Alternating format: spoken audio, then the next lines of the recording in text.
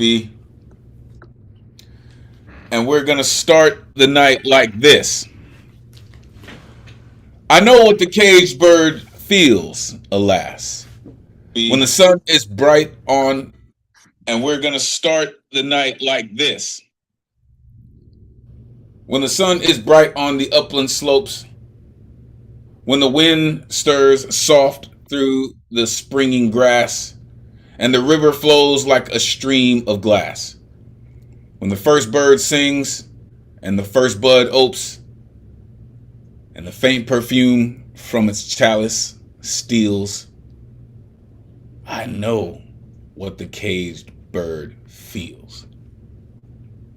Sympathy, Paul Laurence Dunbar. Welcome.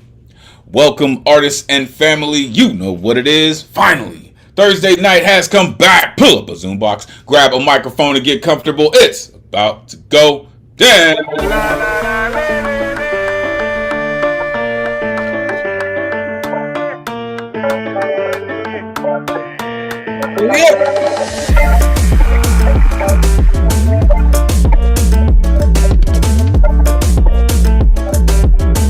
We in here, y'all.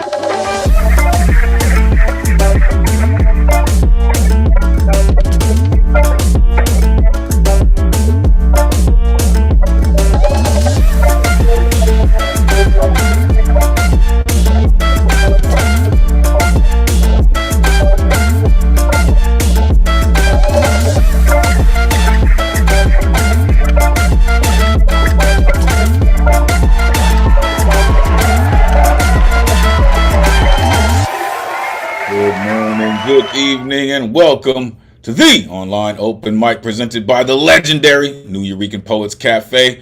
I'm your host. My name is Elemen2al. Happy Thursday. This is the jump off, ladies and gentlemen. Let's go. You know how we do. We've been doing this and doing this and doing this. Well, welcome to episode 120. Yeah, it's going down. And welcome to National Poetry Month, folks.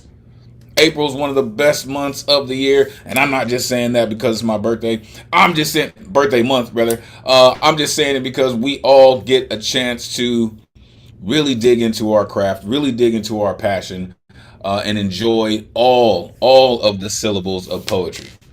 So, as I said, this is episode 120, as we do every Thursday, 8 p.m. Eastern, 5 p.m. Pacific, streaming live on YouTube. If you're watching and you'd like to join us in the Zoom, the number's on your screen, 860-4964-4756. Jump in, join the greatest community in the world. Want to know why I say that? Trust and believe we're going to show you this evening.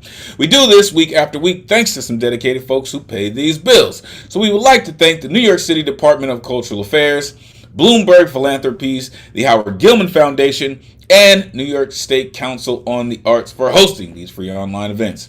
You can add your energy to the mix with a tax-deductible donation by going to newyourekan.org/donate. Every increment counts and is very much appreciated. Make sure you are plugging in with the dopest text in the Zoomverse. Matthew Model Keen, who is not in the building this evening, but he's always on point. Storm Lake. Shout out Matty Ice, man, all the way in Jersey. Also, Gensu Lee in the building. Shout out my man Brian Lee. Kid Kuza in the building. The music man is here. He is all kinds of incredible. Make sure you show him some love. As well as Ron Mark Thompson, a.k.a. RMT. If you're not down with RMT by now, damn it, you should be. All the way up in the BX. That dude's dope, man. This is where you can find me, Elemen2al.com. Take out the T, put in the number 2, Elemen2al.com. So many things going on. Make sure you plug in, all right? Tonight's theme, which would be the first theme of National Poetry Month. Paper wings, letters that fly. Listen, as a kid, man, I made plenty of paper airplanes. I never really thought about writing poems in them. But to me, now that I'm thinking about it, they're kind of like letters in a bottle. You know what I mean? Messages in a bottle. We send them into the sky, hoping that they'll fly much further than we can. So that's what we're going to be dealing with this evening. If your artwork is not on theme, that is still totally cool, because we are still looking forward to all of the incredible genius that you have to share with us this evening. Next week's theme, coming at you. Roots and rivers. Flows from home. Listen, we have come so far from where we started, but our roots are still connected to the places that we call home. Where has the water taken you, right? What do your roots look like? What rivers have you flowed in, right? Really, you all have artistic license to do whatever it is that, this theme does or makes you feels, all those things. All right.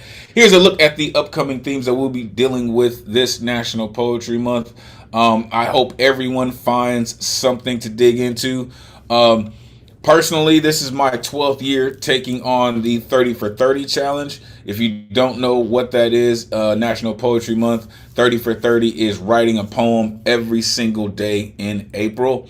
They call it 30 for 30. Again, this is my 12th year. I'm looking forward to it. So I challenge all of you. If you can't make it to 30, hey, make it as many days as you possibly can. But I promise you, every stretch that you go further than you normally would, you will surprise yourself. Absolutely.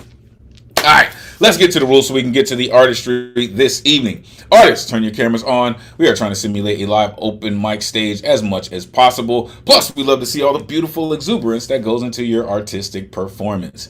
Have your artwork ready. We do have a full list this evening. All right, so make sure you are on point and ready to rock when your name is called or when it's time for you to rock.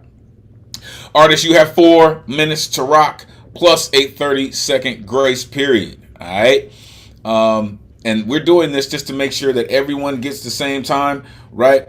And listen, I understand there's fluctuations sometimes, right? People go 15 seconds over, right? And I get that, truly. But please try to keep it right, keep it tight, so we can make sure that everyone gets the same amount of time to respect the community, to respect the venue, to respect everyone involved. All right. You also see a countdown timer. All right. And as you're getting closer to that time, as you can see on your screen right now, there is a countdown timer happening. As soon as you get on and you start rocking, that countdown timer will happen. All right. And as soon as you get down to 0, you will hear this sound. After that, you will have 30 seconds to wrap it up. All right. Make sure we don't have to mute anyone. All right. Please keep it right, keep it tight so we can get through this evening. All right. We have reached that time of night where, we get grown and sexy and all those good, beautiful, dangerous things that poets do. All right. But hey, the founders of our cafe were major proponents on the freedom of speech. And we will make sure it maintains in the vein of everything we do. Therefore, there is no censorship. Other than any hate speech or any ism that people may use to manipulate, which will not, I said not, be tolerated. Trust and believe. Trust and believe. Brian will kick your ass out of here, man. For real. Keep it right. Keep it tight. All right. We're not playing that madness. This is a true call and response space. After these artists get up here and they share a true essence of who they are, you will see this pop up on your screen. This is when you get a chance to share all that energy, all of that exuberance with the audience. Don't worry about the noise, y'all. This is artistry. This is art. This is poetry. This is creativity. It's going to be loud. It's going to be in your face. What we do is a living, breathing trigger warning. Thou hast been warned. The guaranteed list tonight is closed, although the good luck round is still open. All right, because signups begin 24 hours before the show, which would be Wednesday at 8 p.m. Eastern. To sign up, you go to newurican.org. You click on full events calendar. You click on that Thursday that you want to get down on, and you need the artist RSVP tickets. The only way you're getting on that guaranteed list. And they don't populate until 24 hours before the show. All right. Last night, I believe the first 15 tickets were scooped up in the first 5 minutes. So make sure you are jumping in to get your tickets. And sometimes they don't, sell out that quickly. All right. So make sure you are checking back even on the day of, and you may still get a spot. All right. Tonight's list. Oh my goodness. Can you see it? Can you see all of these incredible artists? My apologies to Bill Elkins. There is an L missing in your name, good sir. So my true apologies for that. There are going to be some incredible artists this evening that are coming to get down with us from all over the world, folks. From coast to coast and all over the world. All right? So let's get to it. There's all my rowdy friends here on Thursday night. What's good, good people? Barney Solloway in the building. Ray Whitaker, great to see you, sir. Paul Skiff is here. Lantern's here. Jazz, what up? Dre's here. Eike Waltz. Bill Elkins. Joeski Sea. What up? Mary Jennings is here. Welcome. Thank you for coming. Baba and Ngoma. Peace to the God. Alan Gary. Of course I'm not going to forget you, LadyK. What? Come on. We will hear from LadyK this evening. She's one of the dopest in the world, so prepare yourself for what she is going to do to your eardrums for real. Listen, it's gonna be a great night. We have a list chock full of amazing artists that really do this. So if this is your first time joining us online or in the Zoom, you're about to witness some amazing things happening. Peace to the priestess who just came in. Shout out Osunyoyin. Great to see you. Listen, I will post tonight's list in the chat, and we will get started, folks, for real. So, our usual leadoff hitter, for some reason, did not come through this evening, and that's totally cool. Shout out my man Eddie Foreman. Hope all is well.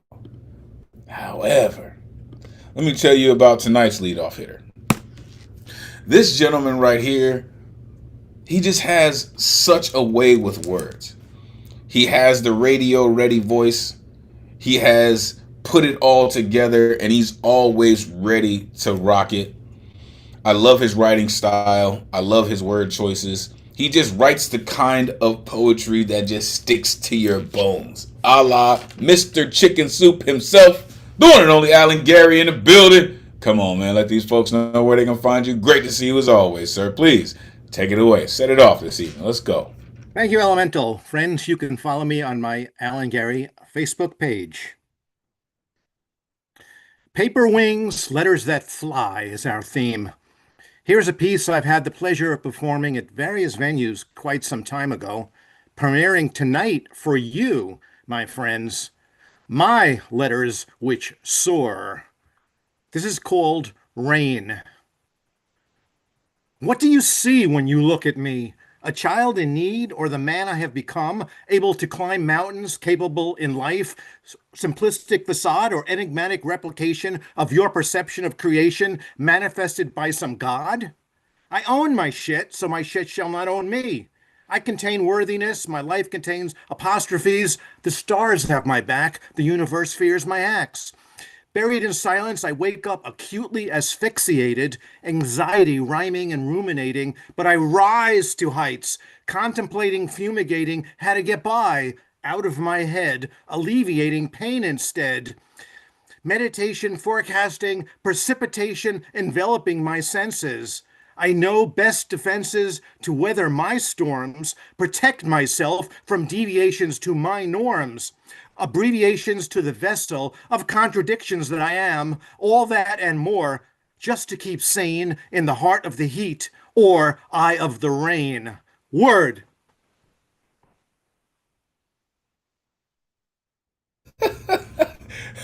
Your word choice is absolutely ridiculous, sir. For real. Unmute yourself. Give it up for Alan. Gary. Let's go. Wonderful. That was great, Alan. Yeah. Mic drop monster.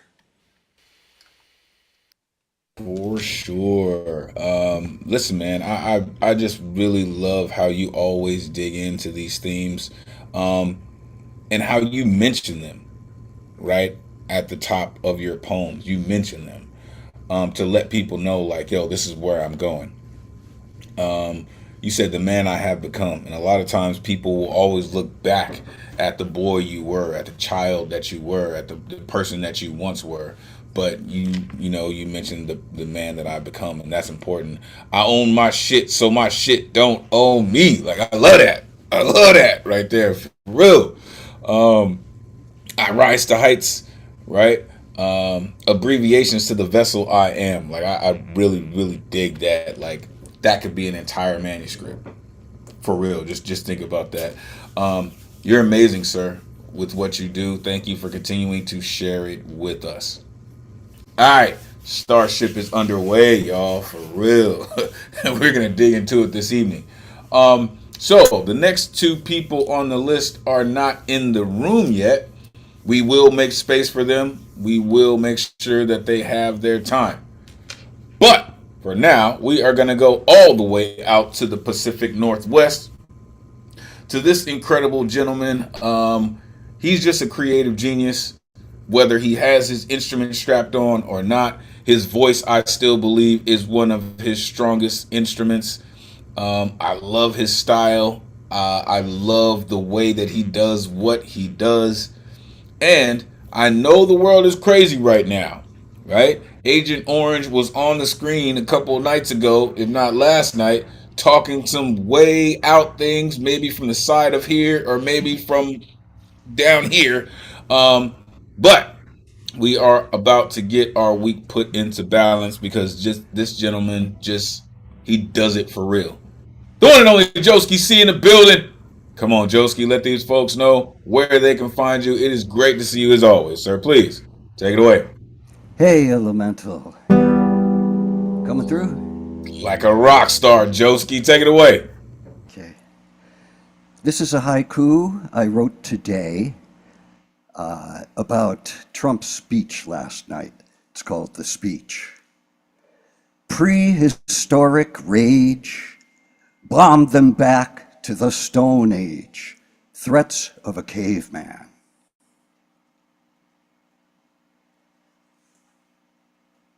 And this is a song I wrote during another war. Sadly, it seems to apply.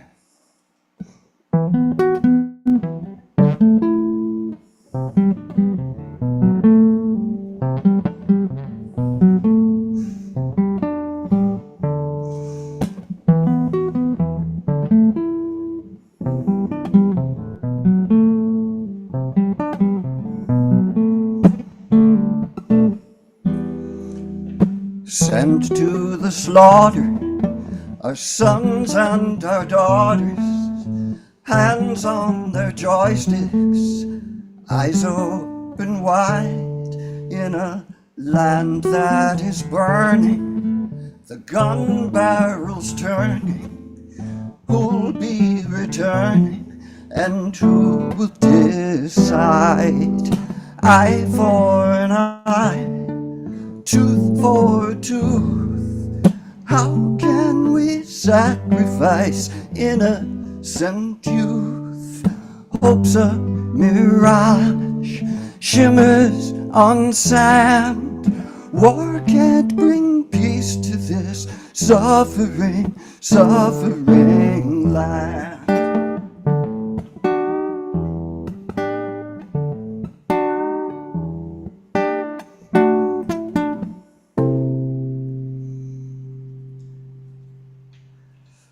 Oh, the war plan concoctors and all their spin doctors can't justify murder by telling us lies.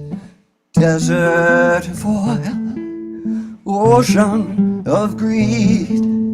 Drop all our bombs and then watch the world bleed. Eye for an eye, tooth for a tooth. How can we sacrifice innocent youth? Hope's a mirage, shimmers on sand. War can't bring peace to this suffering, suffering, suffering, suffering, suffering, suffering land.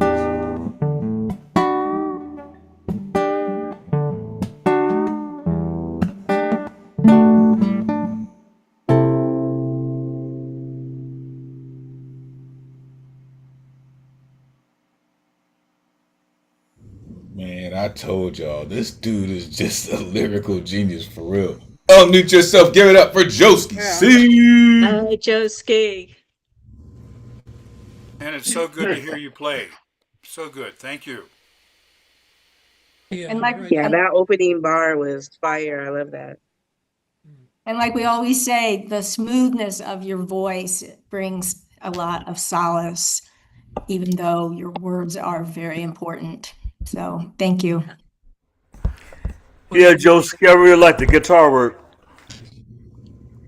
Yeah, it sounded like you were at least starting out in a bit of a lower register than you usually work in. And I sort of felt and sensed and heard a kind of heightened emotion of sadness in your voice. It really came over. For sure. For sure. Couldn't be more timely. It couldn't be more time, right? He said it was written for a conflict that happened previously, but it fits perfectly in what's going on right now, right? It just reminds me of the saying, "Old men promote wars for young men to fight," right? And when you say something like, "Bomb the back to the Stone Age," who's doing that? Who's on those front lines? Because boots don't fit billionaire feet. At least not in my lifetime. I've never heard of boots that fit billionaire feet. Threats of a caveman. That's just work, Joeski. In your song you said hope's a mirage, right? Can't justify murders by telling us lies. How can we sacrifice innocent youth? And we make them believe that it's their duty to kind of go and fight these wars when they don't even know what they're fighting for. Thank you, Joeski. Your tone, your musicianship, your instrumentation is always welcome and it's always appreciated. Thank you, sir. Truly. All right, let's keep it going. Coming up next, all the way across the pond. Thankfully, this evening it's not too wicked late, but it's still late. The most eloquent writer in the world.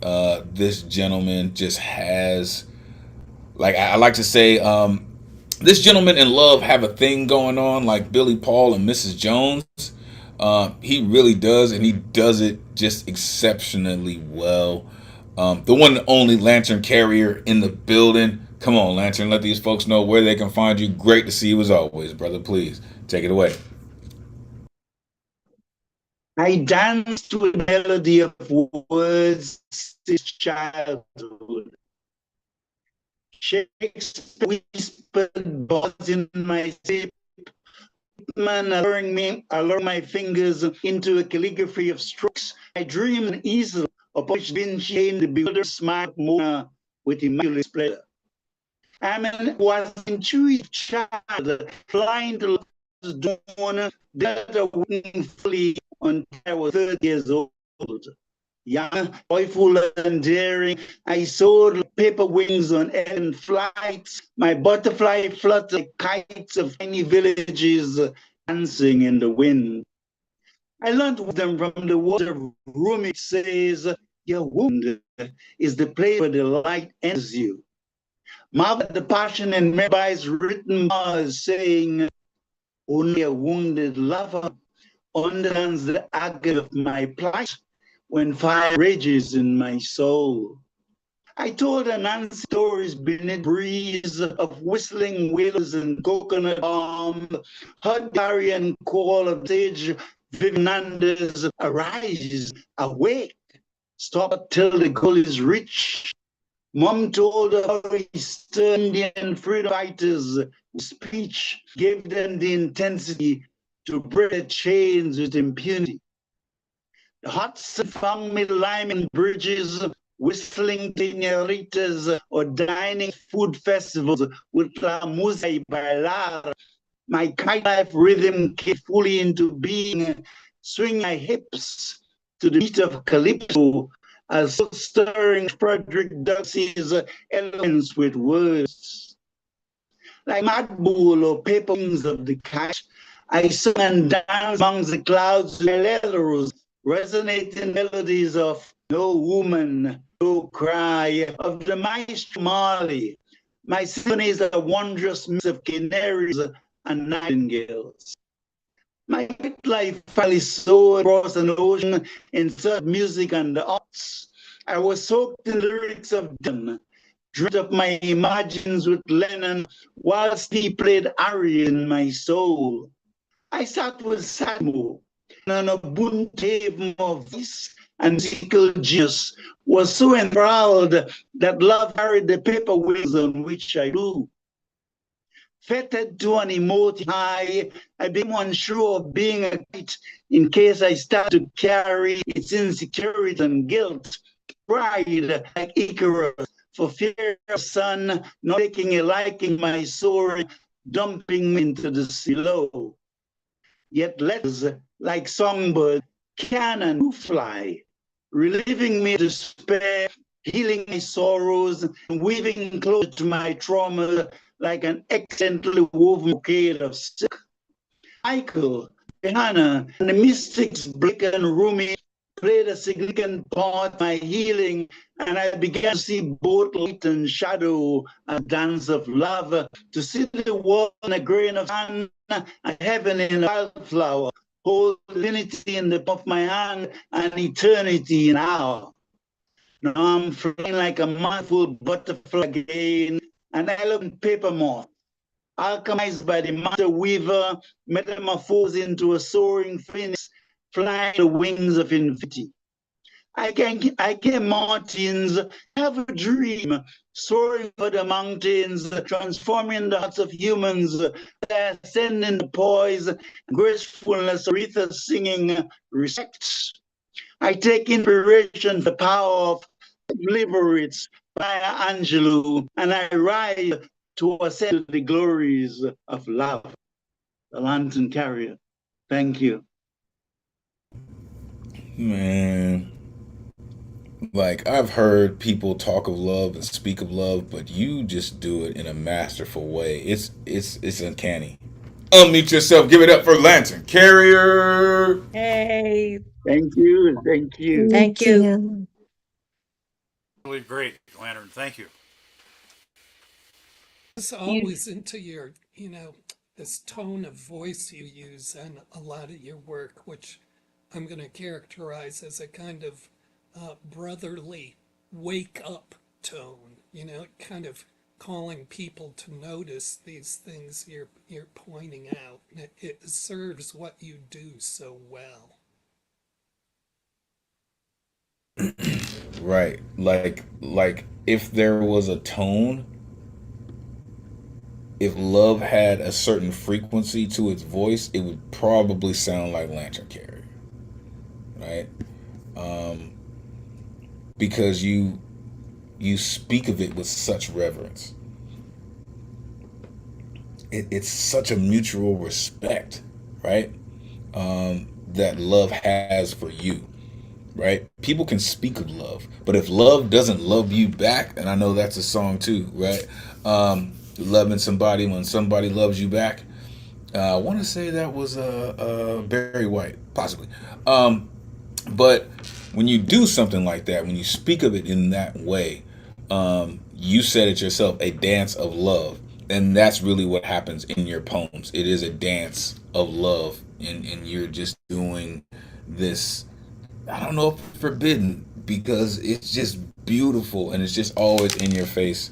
And I just thank you for doing what you do, flying on wings of infinity. Like, this dude he just does it.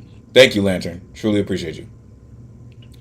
All right, coming up next, from London to the LBC, all the way in Long Beach, arguably with the best background in the business, and it happens to be his backyard. I like to call this gentleman the folk singer of our generation, because his musicality, his writing style, his musicianship is just absolutely superb. Love when this gentleman comes through and does what he does. The one and only Bill Elkins in the building. Come on, let these folks know where they can find you. Great to see you as always, sir. Please take it away. Hi, Elemental. How are you? Am I coming across okay, sound-wise? Sounds fantastic, sir. Okay. Thank you. I'd like to do a song that I wrote a couple of years ago, well, quite a few years ago, but I think it applies to today just as much as it did from the time I wrote it. It's entitled Time Will Tell. I hope you like it.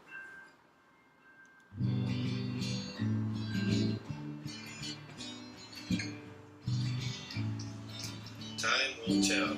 Words and music by Bill Elkins. Written in December 1972.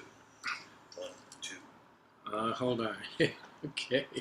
Here we go.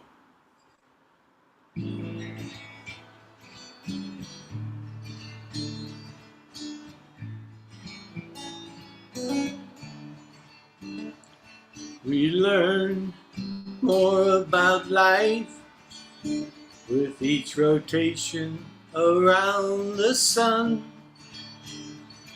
Our lives should get better with each and every passing day. Why do we not hold each other and celebrate our existence on this earth? Time will tell, my friends, time will tell. Time will tell, my friends, time will tell.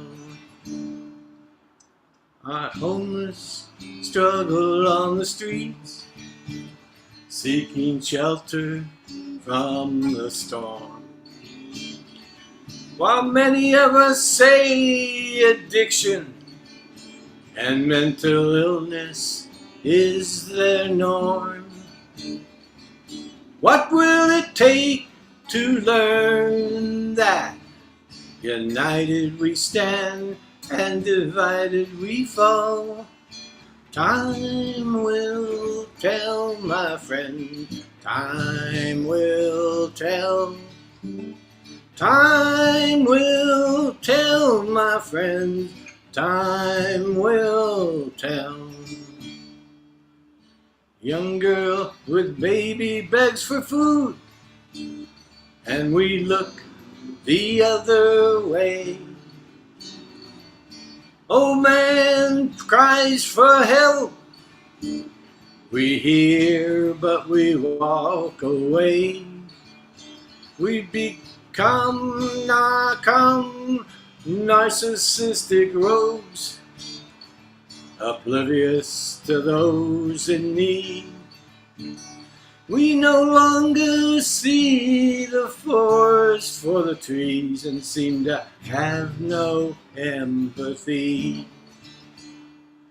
Life is what you make it, I hear many among us say. Such are simple-minded platitudes. Actions, not words, may save the day. Politics and religion divide us. Can't we all somehow do better? Time will will tell, my friends. Time will tell. Time will tell, my friends. Time will tell. People now live in landfills as the world drown in its own trash. Homeless vets at traffic lights beg for help as we pray the light turns fast. We become narcissistic rogues, my friend, oblivious to those in need. We no longer see the forest for the trees. We seem to have no empathy. We seem to have no empathy. We seem to have no empathy.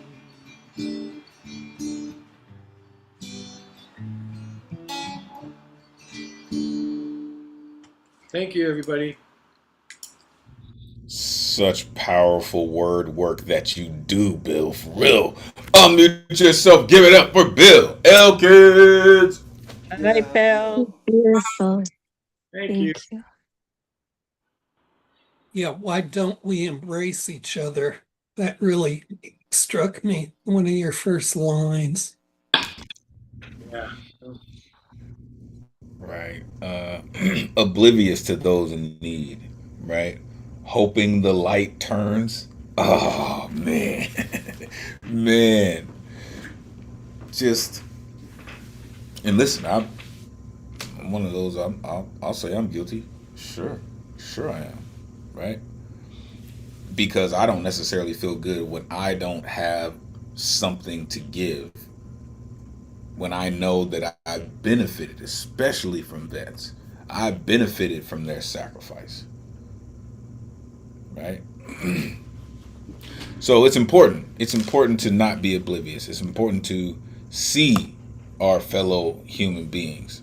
I don't always like to say I'm human, but it's important to see our fellow human beings as they are, as they exist, and do what we can to help them to enhance the human race. Thank you, Bill, for all that you do, sir. Incredible work as always. All right, let's keep it going. Coming up next, this gentleman, incredible writer.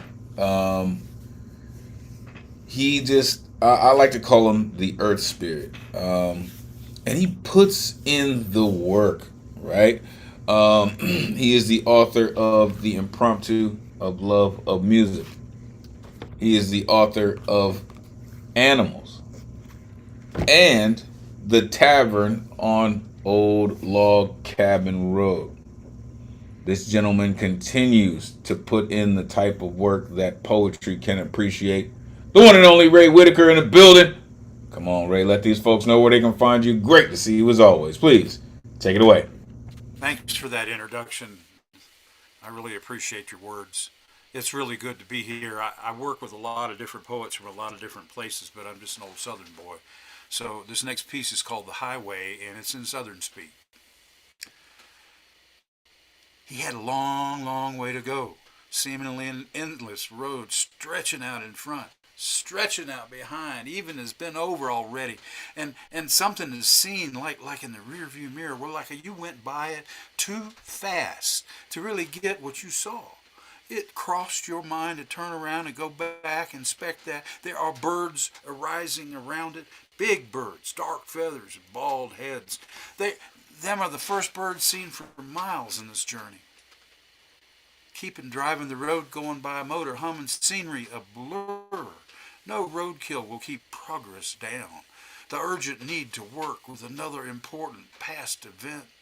Urgent to get to it sooner than later.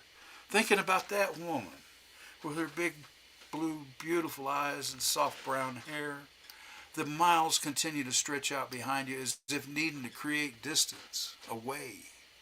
Engine humming, mufflers barely containing the high RPMs, 65, 75, nearly 80 miles an hour now. Warm breezes coming in the open windows, tussling hair, then reaching down the middle of you, unbuttoning your yellow shirt for feeling freedom on naked skin.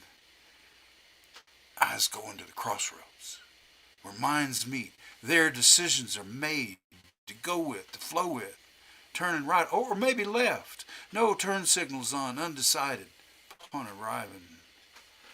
I was going to the crossroads, where the woman on the passenger seat next to me, long brown hair flying in the fickle breeze, could be left at the deserted corner cafe. There he could at last be free of her memory. Those pervasive moments in these past 5 years since the death, dark clouds of the dark divide, uncrossable, impossible to see her still. Those memories of a memory of a memory can be left behind with those big birds circling. No compromise or arguments any longer with someone that no longer exists. I'm going to the crossroads. I'm turning left. A western horizon in the distance.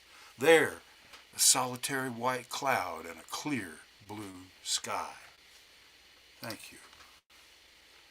And I got a minute and some left, so I'm going to do another. This one's called Scramble. The rush to completion like a weighted option, not like a leisurely pace up the path. This urgency exists because it is life, a birth, umbilicus cut, newness of experience.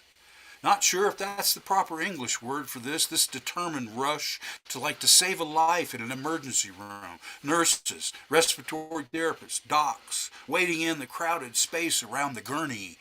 Intention to correct malady, relieving infirmity, life-threatening instances requiring highly educated focused without hesitation. No confusion. Failing not allowed in this moment. Again, not merely in an alpha male way or even in the dominant female approach. Not that at all. This scramble up a sheer rock face, rappelling ropes in place, determined to safely make the space, brevity, intention, determination, woven and laced. Thank you. Sir, you have such a way with words. Unmute yourself. Give it up for Ray Whitaker. Hey, Ray. That was great. Thank you. Very beautiful. I really like the first poem, it's kind of universal ingredients for Americans, the car, the open road, the person you had a relationship with. And I was picking up on the kind of colloquial speech, but you just conjured up the sense of a road trip so spectacularly in fairly subtle ways, and the ending kind of exposing sort of the theme about driving away from how someone is gone and kind of getting it out of your system. I think people, especially in this country, do use their car and the road as a kind of therapy for so much. And you really kind of crystallized that in these very unique and universal ways. And in the second poem, I really liked how you used your voice, putting it through a lot of different tonal changes to perform the poem and doing it in a very subtle way. Yeah, this poem was very reminiscent of a poem that you did a couple weeks ago, where you were talking about riding with a person, both of you topless with the top down, right? Just kind of living your best life. And that's what these poems speak to me of, is living your best life, right?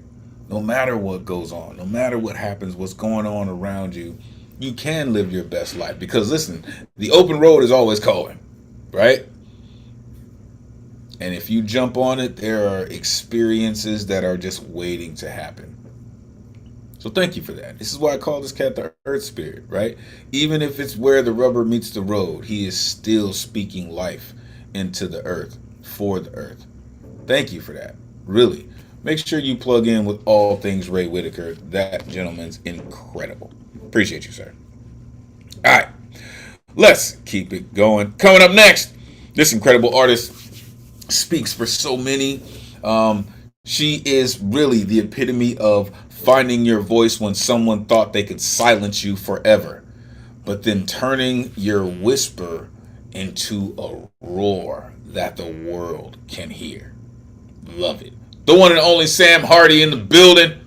Come on, Sam. Let these folks know where they can find you. It's great to see you as always. Please, take it away. Thanks a lot. Hey, everyone. I hope everybody's doing great. I haven't written a whole lot in the past few weeks, not anything extraordinary anyway, so I'm just going to read some random poems that I have up my sleeve. Let's see here. The first one is called A Polite Invitation. Come to my window, have a glass of wine. You must see that I think of you almost all the time. Join me in the garden. Come sit and talk a while, and I'll try to hide the fact of what you're doing to me with your smile. Stay a while, but I warn you, never touch my hand, because then everything I'm feeling, you'll suddenly understand. Next one is called Seen Some Things. Do the lines on my face tell a story of horror or of grace? Can you look at me and tell I've suffered for my right to be free? Or is that eclipsed under the whiteness of me? No one has ever persecuted me for the color of my skin or called me a terrorist for my beliefs in religion, but I have been prejudged and spat on for who I loved more than just a smidgen. Do the bags under my eyes paint a picture of sleepless nights or endless delight? For I have had both and so much more. Trauma from love and pain one could hardly ignore.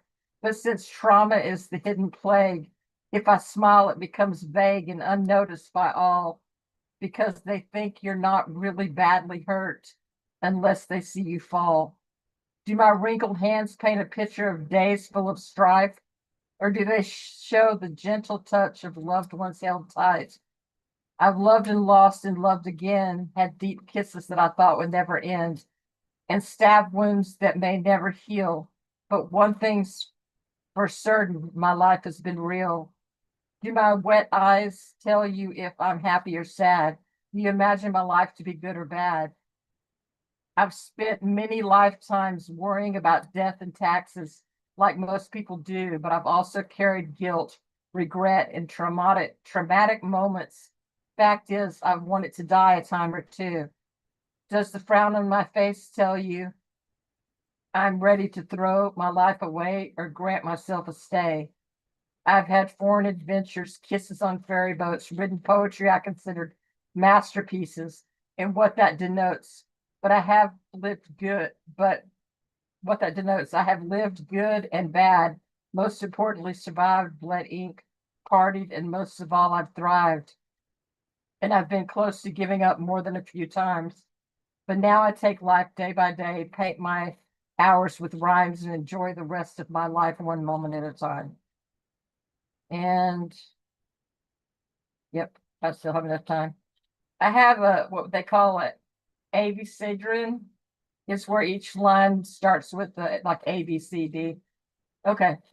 Anyway, always it's you, beneath my skin, catching my breath, deterring my mind. Even when I try to fight impulses, I still give in to you happily because I love you, and not just your sexy smile keeps me entertained. Lord, no, there's much more about you, nonstop wit and overflowing charm, power wielded over me, quickly disarming really any and all sense of personal trepidation my soul may undertake in a final valiant effort to weakly resist your genial, nurturing way. You still pull me in, zapping my last bit of will. I think I'm out of time. Let's see. Yep. Out of time. Thank you. Yo, I told y'all, she puts in work. Unmute yourself, give it up for Sam Harty. Beautiful. Sam. Thank you. Nicely done. Romantic. Yeah, the first thing I would suggest, Sam, is that what you call your random poems are extraordinary to us. I like that. All three of these poems were kind of about interpersonal relations or relating to people interpersonally, one-on-one. And there's sort of different treatments for each poem.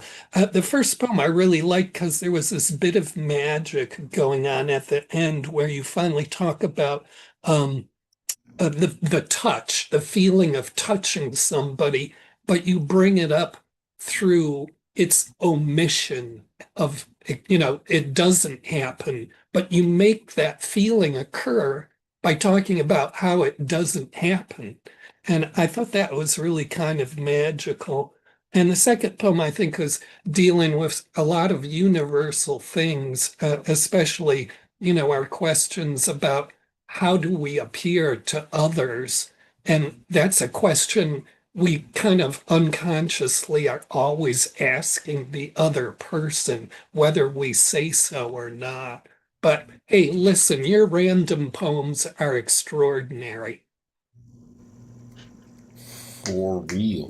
I would have to say that is another Wool manuscript in the making. Random poems that just turn into something really, really spectacular. In your first poem, excellent work. But you said, never touch my hand. Don't even do it. Never touch my hand because you're going to get all this work after that. Don't do it. Don't do it to yourself. I appreciate that very much. In your second poem, kind of like the Jedi Master was saying, it's like how people see you, right? You said, do my wet eyes tell you if I'm happy or sad? Right? Unfortunately, happy tears and sad tears have the same address. Right? And you said, I've lived good and bad. I really, really appreciate that fact, that you tell people. It's like, listen, I know you see me right here, but everything hasn't been great. Everything hasn't been good. I've gone through the muck and the mud and the mire in order for you to see me as clean as you see me today. So I truly, truly appreciate those sentiments. Thank you, Sam, for doing what you do and continuing to share it with us. Three more artists, and we'll go to halftime. Coming up next, listen, this artist, man, she's just one of my favorite artists in the world. And I was looking forward to this, right? As soon as I heard Agent Orange got down and he started spewing some crapeth, I was like, oh, I know this artist has got something for us. Whether she is responding to that or whether she is just telling us about the things that, are kind of gunking up the airwaves. I really, really appreciate what she does and how she does it. She continues to share with me the knowledge that I need to be a better artist, a better person, a better poet, a more informed poet, such as this, how fascism works. And she has the guns to prove that she can hold up her pen and write the things that she needs to write. The one and only Bonnie Solloway in the building. Come on, Bonnie, let these folks know where they can find you. Great to see you as always. Please, take it away. Oh my God, Elemental. I don't even know where to go after that introduction. Thank you so much. I went a little bit of a different direction tonight, but still on the same theme, I guess. This is called Prepper Power. Reviewing social media for just one single day tells the story of a world that's gone more than a bit cray-cray. Advice from all directions bestows upon us prepper power to stock up quick, since doomsday may arrive at any hour. In no particular order, unranked by import, I've expanded my to-do list of things I certainly don't purport to know what role they play, if any role at all. Only influencers seem to know what's likely to befall. First up, buy a firearm. They didn't say what kind or size. Best start some target practice, though, to coordinate that hand-eye. If you've got a sketchy background, buying privates made for you. There's 31 states that just don't care if you're a felon or mentally unglued, meaning no background check is needed to own a firearm of any size. That's a loophole filled with lots of cash, another generous NRA bribe. Then stock up on water and lots of canned goods. Enough to last? They didn't say. Just guess how much you should. It's a must to have those pills and straws to purify your drink. Though wouldn't your multi-gallon stockpile negate this special need? Not if you're hiding in the woods. Okay then, let's proceed. Pack up something called a go bag to be grabbed quick like on a dime.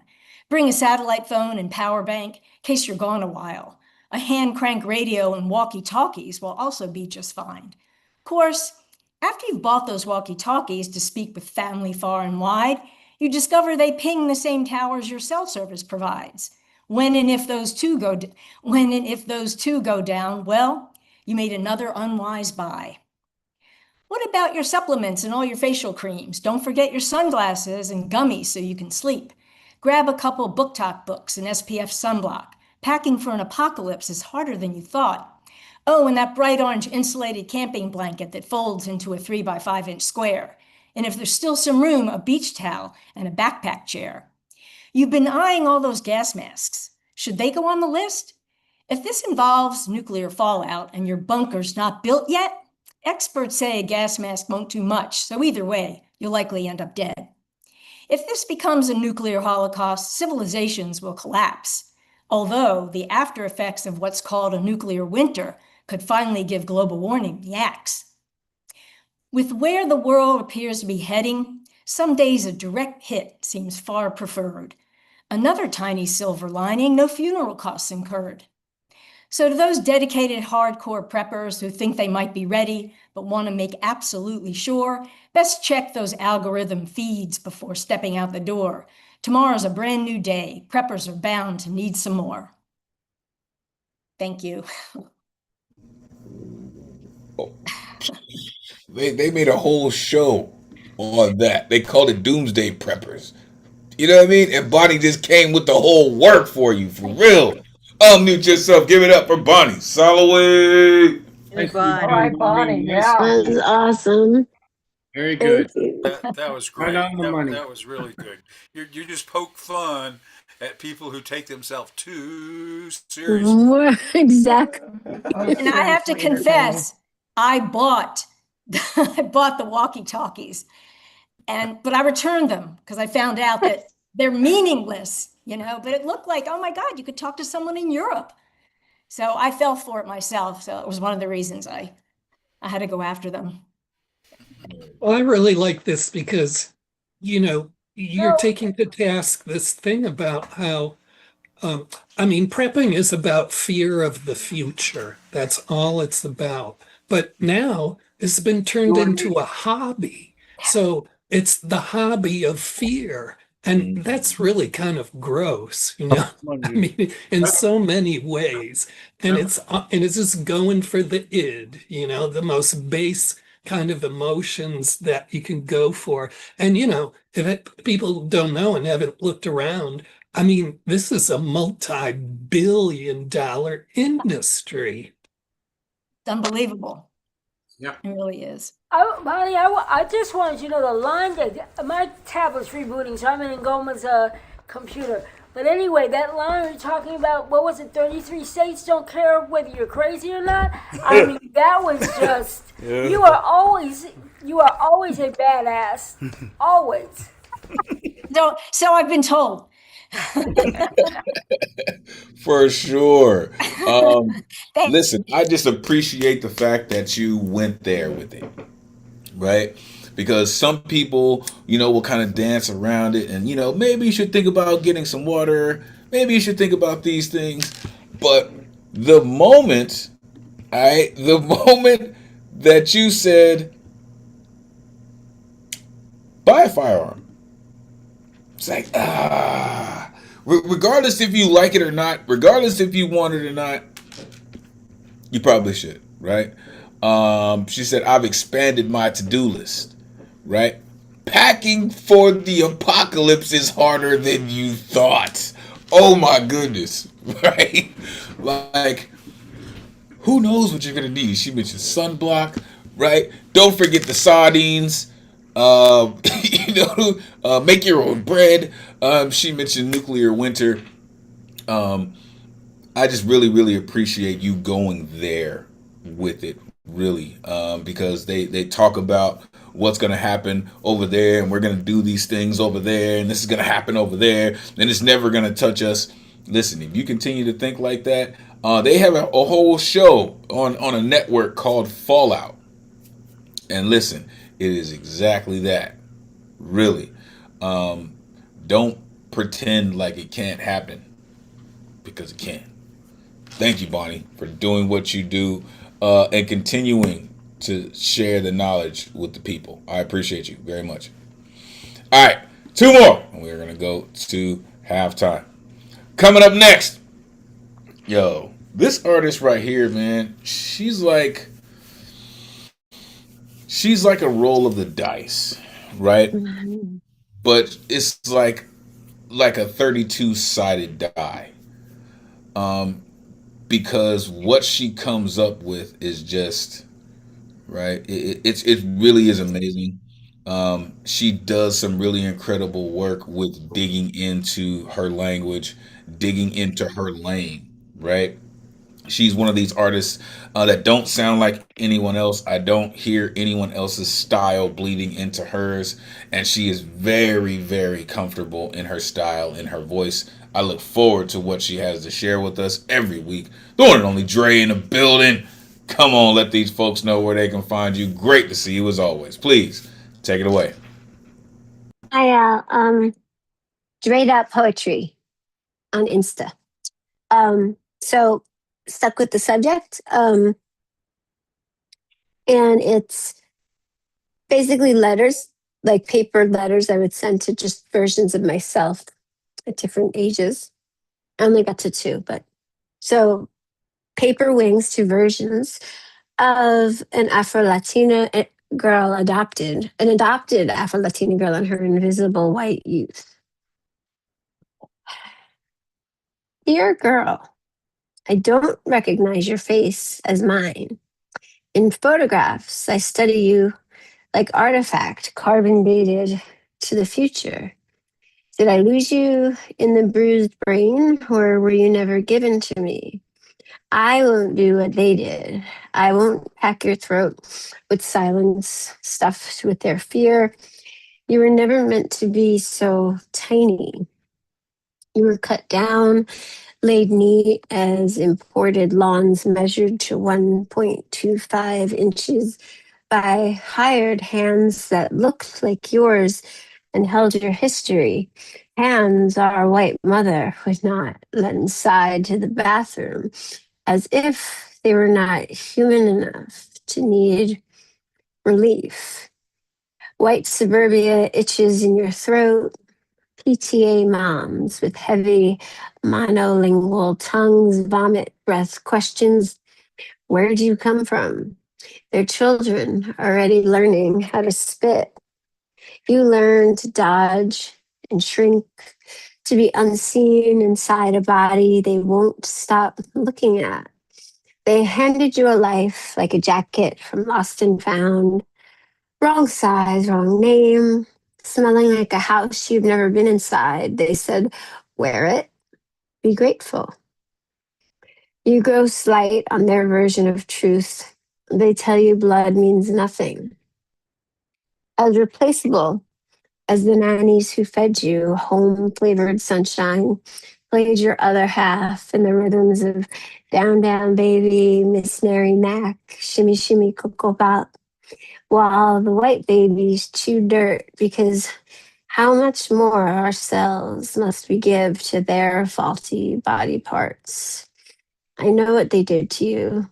I know what grew in the empty places. Listen, your God is older than their everything. Your God is she, your spirits and ancestors are many. They are why you will live again again, again. You are not ugly, you are unfamiliar. A mirror without ancestry will lie to you. You are not new, you are unrecognized. You were made in and of ocean, her salt before form, her tide before language. Go to her. She will show you breath beneath water, how to wait for air. You survive what other bodies would break, would be, you survive what would break other bodies. Sorry. Because your blood knows to bend without asking permission. When they say you were chosen, you can say nothing or fuck you. Both are sacred. You don't owe gratitude for being stolen. Mija, you are not dirty, not your elbows, not your knees, not your nipples. When they tell you scrub harder, you can say, fuck you. You are sacred. I am here now. Take the body back, take the page back, fold this, keep it between your teeth. When they try to rename you, let it grow wings.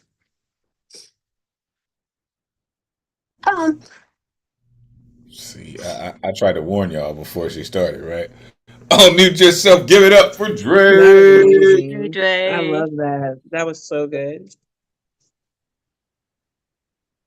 So many incredible lines in this poem too, and of course it's more than just about identity. It's about, self-preservation and a sense of sanctity as who you are, and being able to resist a peer group, that you don't choose.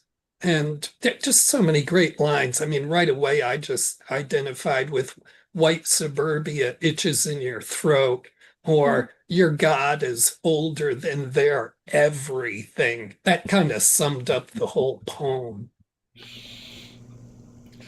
For sure. And this is what I was saying, y'all. She is like really a roll of the dice, because you're gonna get some doubles in there, for real, and it's gonna jump you across a plane that you weren't really sure that you could jump across.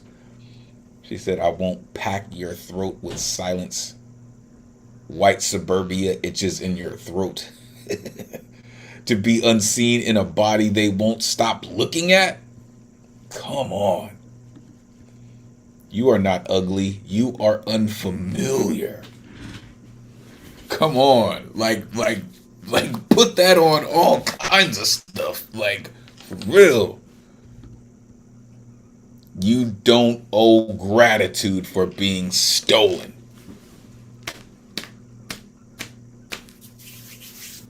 Like, I love poets, man. I really do. I get so excited about poetry and what we do with language and how we do it.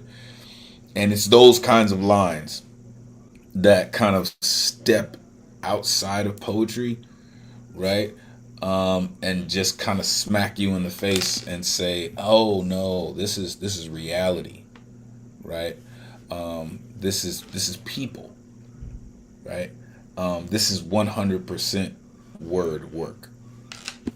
Thank you for doing what you do. You're amazing at it. Please continue to do just that, unapologetically, by the way, for real. All right, one more artist and we will go to halftime. Coming up next, this is like really the OG, man. He rocked with the founders. He is the only artist that I know of that is published in the original Aloud anthology from the New Eureka Poets Cafe.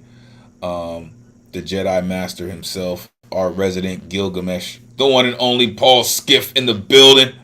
Come on, man. Let these folks know where they can find you. It is always great to see you. Please, take it away. For living mostly beyond planet Pluto, I apologize, but not because I feel contrite immense interplanetary guilt, just for inconvenient bewilderment of how lonely your voice feels as it dissipates, minuscule and frigid vastness of futility. I promise to signal from remote emotion, half-felt declaration, microscopic listening unwraps that already knows what the imperceivable silence means. Look with heart, so affection is bridge connecting difference and distance to common face human understanding wears when avalanche of need carries a requirement over atrocity, blind violence commits. Why hearing and waiting where the same need to receive is because the event of change enters time without discriminating against the mind being a material object with power to transform tangible experience into metaphysical sensations, welcomed as a knowing deep beneath the skin you wear that is this earth's requirement of habitability. I request that you rematerialize as a person without animosity and antagonism. Such emotional nudity is health, and unburdened need is cured by. The experience of your love has made it impossible for me to accept the human condition as it exists today, and I thank you for that disability, as now I will need to improvise potential for utopia, not as possibility, but as the giving of small kindnesses, repeating like change, never ending. Preference is a charmed bird, warbling creation's rhapsody of self-respect, gifting clarity to how I know what to do when I am required to forget what my mother told me about how wrong is obvious, especially when coming out of the human mouth trying to assign me the identity of powerlessness and total despair. So yes, you fucking did hear me correctly. I said no. For listening intently to yesterday from tomorrow, so absolute awakening and repairs the moment, cupping all your senses, the silent pause, single vibration of life passes through between awareness and forgetting. You, the breath choice makes within decisions responsibility to assign life continuance as the despite, rhyming pain with nevermind, and ecstasy with fervent embrace, unfold astonishment like a color no one knows, float like a celestial nova in discovery's throat as the new word which will reveal our shared heartbeat. Improvise 30 more minutes of the moon's face so a white light dances as indulgence past when tomorrow was supposed to begin, and the recognized, if it is not hearing, with blood's pulse that enfolds the rhythm, waters, dream, mates into your throb, call rain the sky's pleasure song, spread fingers into the tiger's fur of sleep and have danger be as close as a comfort. Stand back from sense of depth one star widens, for you are what the stars reach for, your consciousness the destination of their primordial light. You have always been the universe's home. That explains why your body feels so small and your consciousness so expansive. Trust me despite that warning of time is out. Trust me, take a few more seconds to trust me. I wrangle unseen places among our humanity and dance across this moment's floor of need to satiation with the warm, sashaying rhythm of my tongue laughter.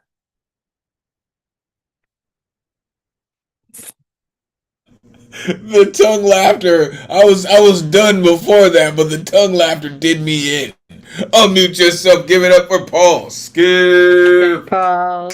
Wonderful. Wow. Fucking amazing. Every single fucking time. Oh, you are absolutely one of a kind. Everything about your work is just amazing. I don't know where you find all the words to put together as you do, but you do it. You do it. Every time. He is an enigma amongst enigmas. And he just does it diabolically well. And he even started by saying, for living mostly beyond the planet Pluto, I won't apologize. Like, deal with it. Trying to assign me the identity of powerlessness. Oh, man. Spread fingers in the tiger's fur of sleep. You have always been the universe's home. Like, man, wherever you get that concentrated download from, like, I only want 1%, man, because I don't know if my brain can, like, decipher that kind of code for real. Maybe even 0.1%, man, for real. But you're just amazing, sir. Really, thank you for doing what you do. Thank you for rocking with us for all the years that we've been rocking on this platform, for keeping the New Eurekan Poets Cafe on the tip of your tongue and making sure that it is important to continue to move forward. A true Lower East Sider, the one and only Paul Skiff. Truly appreciate you, sir. All right. We have reached halftime, folks. We have had an amazing lineup thus far, and it is an incredible lineup coming up in the second half. So we will get to halftime. Please stay tuned. We will be back in about 5 minutes, all right? So refresh your drinks, get all the things that need to be done, and we will be back shortly, folks. Stay tuned. Good evening, and thank you for tuning in to the online open mic with the greatest community in the world. Week after week, you keep this flame of artistry burning with a light that transcends time, distance, and borders. Now, welcome to the Halftime Report. I am your correspondent. My name is Elemen2al, bringing you the latest news and upcoming events proudly presented by the legendary New Eurekan Poets Cafe. Stay tuned, stay inspired, and as always,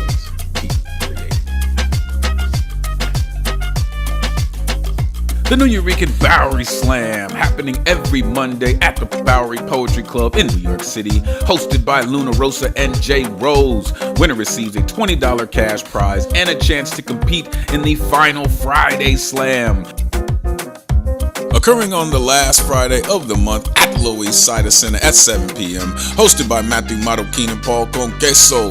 Winners from the New Eurekan Bowery Slam compete against each other for a $100 cash prize and a chance to compete in our annual Grand Slam. Plus, there's a Twilight Hour open mic hosted by Cap Come Through and The Score. For more details on the Slam season, including rules, winners, and current year scoreboard, go to neweurekan.org/slam. Our open mics at the Lower East Side and Center are all kinds of incredible. The venue records high quality audio and video of all performances, and they are live streamed to the Lower East Siders and New Eurekan YouTube channels. All except our first Wednesday of every month, we have Women's Orator Wednesday, aka WOW, hosted by 2024 Grand Slam champion Somebody's Mama. The remaining Wednesdays of the month, we have the New Eurekan Open Mic, hosted by Brian Acosta Aria, aka Brian the Motel Guy. Make sure you plug in. It is going to be something special. Our online programs, which are absolutely free, include the online open mic hosted by yours truly, weekly on Thursdays via Zoom and live stream on YouTube. All styles are welcome. Every artist has 4 minutes to rock with new themes every week. The Slam Workshop, happening on the second Tuesday of every month via Zoom, hosted by the National Youth Poet Laureate Stephanie Pacheco. When you sharpen your craft, you sharpen your performance. Make sure you plug in. There are many other in-person and online events coming up. For info and tickets of all the programming, you can go to neweurekan.org/calendar. Our social media and website and other links, including how to sign up for the mailing list, you go to our Linktree/New Eurekan Poets Cafe. Visit our YouTube channel to catch past live streams of online and Lower East Side Center open mics, beatniks, and special events at Battery Park City, Poetry House, and NJ Pack. The New Eurekan Poets Cafe is a non-profit 501c3 organization based in New York City on the Lower East Side. Ticket sales and grants don't cover all of our programs and operations expenses. So here are ways that you can help support us in our mission to continue with moving poetry forward. Our merchandise, shirts, hats, and tote bags available for purchase at our New Yo table and in-person events, or go to newyourekan.org/merch. Spring and summer collection coming soon. Also, check out and subscribe to our Patreon site. Gain access to video recordings of in-person events not available online for the public. Go to patreon.com/New Eurekan Poets Cafe. Special thanks to our tech team, our programs and operations team, all of our hosts, our executive director, and all our sponsors for helping us to continue to move our artwork forward. We appreciate you for all your continued support, helping us to keep the spirit of artistry and inspiration of poetry alive and moving forward through the spirit of our founders. Brought to you by Elemental Vision Works, inspiring change through passionate poetry and creative production. Your energy and passion truly make this community something special. Thank you for all your artistry and your genius. Truly can't thank you enough. We appreciate you. Now, back to the show. Peace. Oh yeah, we are back in the building, of course. And listen, I understand that our leadoff hitter for the second round is having some technical difficulties, and I am working on that as we speak. Just to try to make sure that we make space for everyone. And we will make space for the priestess. Trust and believe we will. All right. So, let's keep it going. Which means I get to go to this artist. I had a chance to rock with her at the Chichara Poetry Festival in Albuquerque, New Mexico, where the Outlaws came through. She is a workshop facilitator. She is a host. She is a frequent flyer on the final stage. I believe she finished fifth. Yes, fifth at Chichara. She was also working at the Phenomenal Woman, as well as the Underground Slam at Chichara. She is a nationally ranked poet, I believe number 6 in the world. And she has the nerve to be going back to Southern Fried this year. She's just all kinds of incredible, y'all. If you don't know this artist, do yourself a favor.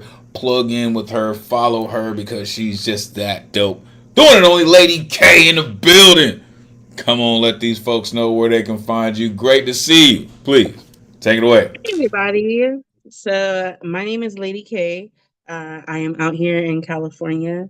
The weather is kind of crazy, so my connection, the wind is ridiculous. I don't know what's going on, but it is what it is.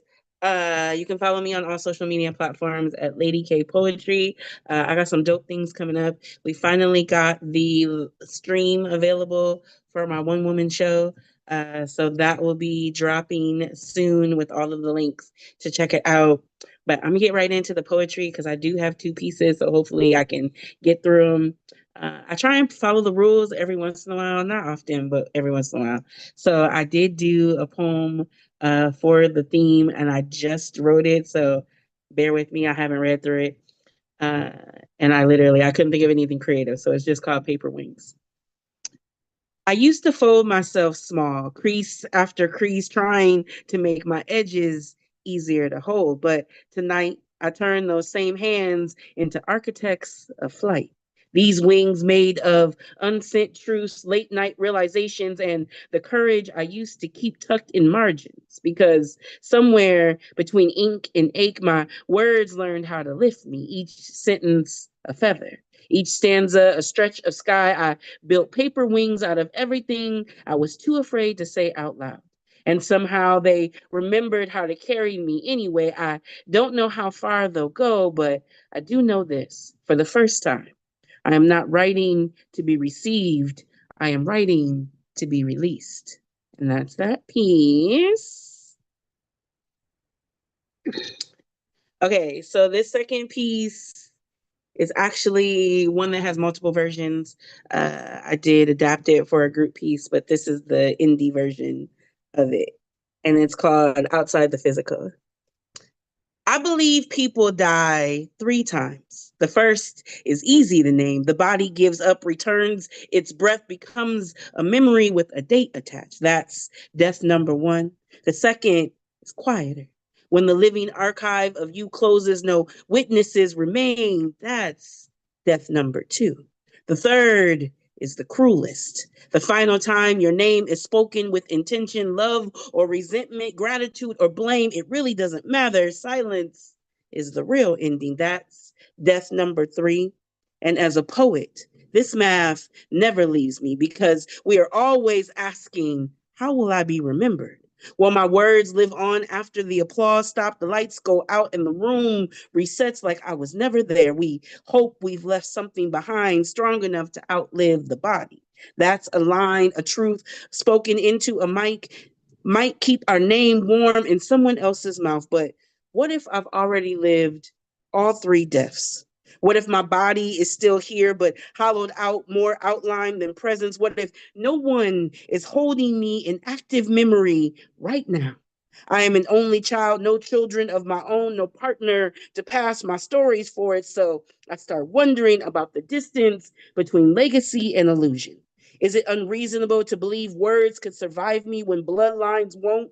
Sometimes being alone long enough feels like practice for death number 2 and rehearsal for death number 3. Sometimes I feel like I survived myself and no one noticed. My name goes unspoken where it should have weight. My efforts feel unclaimed. A body moving through rooms with the lights off inside. So tell me, if my physical self still exists, but my spirit has been misplaced, what do you call that? Because it doesn't feel like living. It feels like existing outside the physical, a ghost with a pulse, wondering if words are enough. And before you decide what this poem is worth, understand something. I am not asking for applause because applause fade, rooms forget. I am asking for memory because death number 3 is not the body, it's the silence that comes later. And I'll stop there. I did not hear any of that when said loudmouths were speaking it. Unmute yourself, give it up for LadyK. Okay, LadyK. Wow, That was Lady amazing. K. Yeah. Always Amazing. so amazing. Thank you. Oh, that kicked me right in the stomach. The second one about death number It was 3. All crazy. the It was just like deaths. somebody said a Facebook status and they were like, I feel like you died 3 times. And I was like, ooh. And I wrote Yeah, you that off took of that that. way past the Facebook status. That was beautiful, genius. I loved it. Thank you. Thank you. Just really into your fearlessness. There's a great line in your first poem. I don't have to tell you that, the courage I used to keep in the margins, right? And it's that, so much of the first poem was really about the courage and the fierceness of doing self-disclosure and not, and it doesn't matter what the reaction is because the reaction is sort of like a reaction to the reaction. Where do you stop gauging it?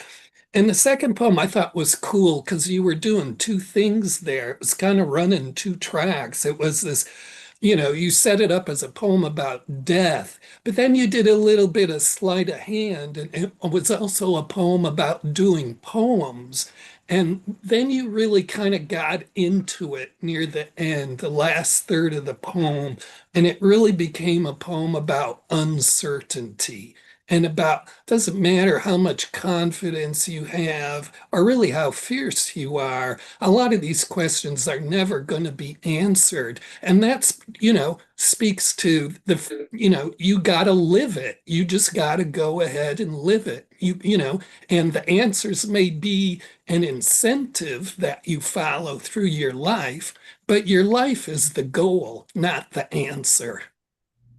Oh, thank you. I appreciate that.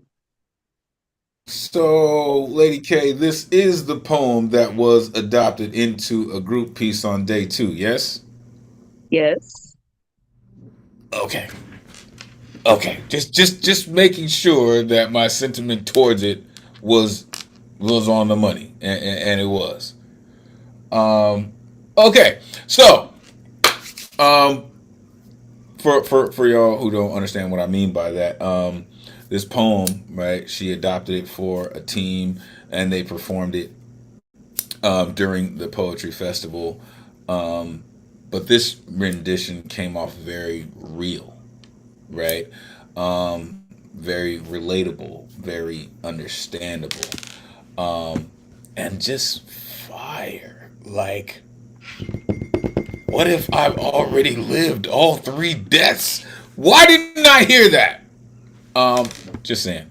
Um, I feel like I survived myself and no one noticed. A ghost with a pulse?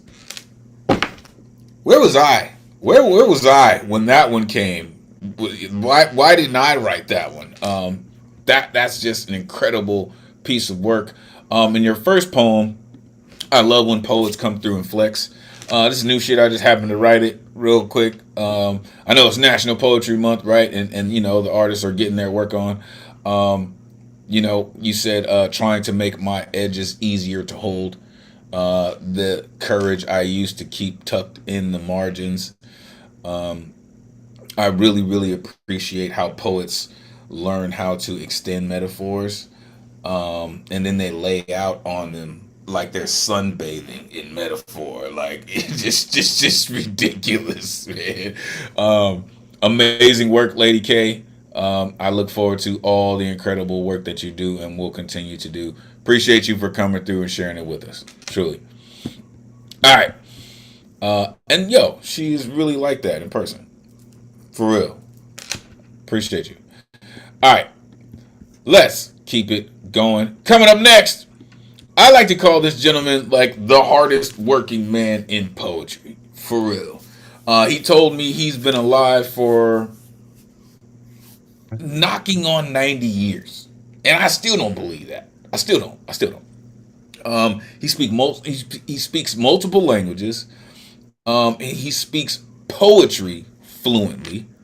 He is the author of The Bald Raven, as well as Scopiti, and many, many more. I know there are some 2026 renditions of his incredible work on their way right now. I like to call this gentleman the Vincent Price of poetry. The one and only Eike Waltz in the building. Come on, Ike, let these folks know where they can find you. Great to see you as always, sir. Please, take it away. Words that fly me around the moon. It's a riddle called Makarai. The heavy night that sleeps with me sailed my boat that pleases me on the way to Makarai. The unhappy day that opened my eye, I can now see what tortures me. I never met you before. Was I not punished before? The soggy rains sprinkles monsoon tear, hysteria in my crocodile ear. Louder, louder, louder, I scream, but I refuse to hear. A lullaby that sings to me for the first time, lecturing that inescapable mine, where was no reason but infinite season, repeated on that moonlit stray. Angels sneezing, so they say. And the ocean, deep, dark, wet, as far as you can see behind your horizon, the sun never sets. Make your point, and the cold waves break fragile ground, hope turns salty sea, and all that at the halfway, a mark you hardly see. Uncharted waters make you feel free, no time for a desperate plea. I turned my sail from Louvre to lee. I turned my mind facing White-capped sea. I love this one-way rule, a streak of happiness, early morning's harmony, and I can see breaching whales. Fog is diffusing, icy cold Monterey Bay. The heavy night that sleeps with me takes its toll. I remember my love, my lullaby, an empty bottle snoring at my happy side. I push her to the edge of our royal bed. It was the best sex we ever had. I imagine my scribble and find the note from yesteryear. Whatever it said, I can't remember. I surrender. Let me gather your radiant look into that harassing notation book. Let's forget the new lines of a yesterday. Take a deep breath, exhale, and pray. I want to be with you when we die. My last kiss will close every one of our can't call it happy sigh. Let's kiss every day in Makarai. Let's rescue love on the soft beaches of Makarai. Or Google the schmooze in Mountain View. Even nothing is remarkable there. And for the brave at heart, Makarai lives and grows inside the all of us. Extremes may laugh or cry. The heavy night that dreams a dream, naked ghosts pointing fingers on a classic standby team. Waking up, you might. Dreams like smoke passes. Clouds reach out through rose-tinted looking glasses. Bye-bye is sailing softly by. Such is the magic of Makarai. Oh yes, did you guess it? Just rearrange for the better. It's America! That's what I call this surprising letter. Thank you. I honestly don't know how you do that. Like, honestly. Unmute yourself. Give it up for Ike. Whoa! Wonderful, Ike. So amazing, Ike. Thank you. Thank you very much. All right, Ike, you badass poet. I don't know where to begin with that. You know, it's so dense, and there's just it's one of those poems where you don't get a chance to let go because you're getting thrown a different thread with every line, you know. But I, as I say frequently, I always appreciate the kind of allegorical impulse, and this, I think I understood this by what you said at near the very end, you know, as a kind of allegory about place, and there's just so much going on in the poem, you know, kind of alluding in the beginning to being a writer or a poet is really to be a person who's in service of the word, right? It's like this question about who's in control here. Is it the author or is it really the language and the poem? I'm just going to stop there because I'm always just in a kind of bewilderment of amazement with your work. I like what you just said, Jedi Master. In service of the word. Right? Like, I feel like I could wear that like a shield. Right? In service of the word. Now, people that I know might think it has religious undertones. However, in service of the word. I love your delivery. I love how you have so much texture in your work. You said the heavy night that sleeps with me, right? Uncharted waters make you feel free. I remember my love, my lullaby. I want to be with you when I die. Let's kiss every day. Man, you gotta be careful who you say shit like that to, Ike. For real. Like, come on, man. You say that to the wrong person, and they're gonna be at your door like a cat that you gave milk to. Like, I'm ready for my kiss. Like, where you at? Like, for real. Amazing work, Ike. Really, thank you for doing what you do, man. Your style is all your own, and clearly the world enjoys what you do and loves to hear what you do. All right, let's keep it going. So coming up next, we're going to go to two planets that have the same address. gosh, let me tell y'all about this space, man. It is an entire galaxy all its own. And real quick, before I introduce, the priestess and then the god, you had someone on your couch once that you brought into this space. At that time, I did not know who that cat was. But we've crossed paths a couple of times. And then he was like, yo, I don't know why I didn't put it together, but I remember who you are. That cat's name is 13th Midnight. He was on your couch. That cat is actually a member of Verbal Slap. Who just happens to keep running shit at these at these poetry competitions, right? So thank you to both of you for putting him in my poetic world, and it just goes to show how small the poetry world is, and how much you are a conduit for all things creativity. So thank you for that. Coming up next, this is one of my spiritual advisors. She is always advising me on how to be better, how to be a better educator, how to be a better person, how to stay focused on the things that mean the most to what I believe in. She is a contributor to Sunday's Open House anthology, published by one of the last poets. The one and only Osunyoyin is in the building. Come on, let these folks know where they can find you. It is always great to see you, priestess. Please take it away. Thank you. I can be found in all the usual places. I'm laughing because Midnight was just here a couple of days ago.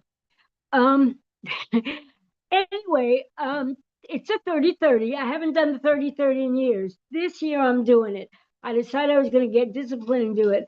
I have absolutely no idea what the theme is tonight, but I'm doing this poem. And I'm really going to try to do all 30 days. I've already done today's, so we'll see how well I do. Anyway, I actually have a title tonight, which I don't usually do. It's called Where I Come From. I come from a place where the divine and the physical walk side by side.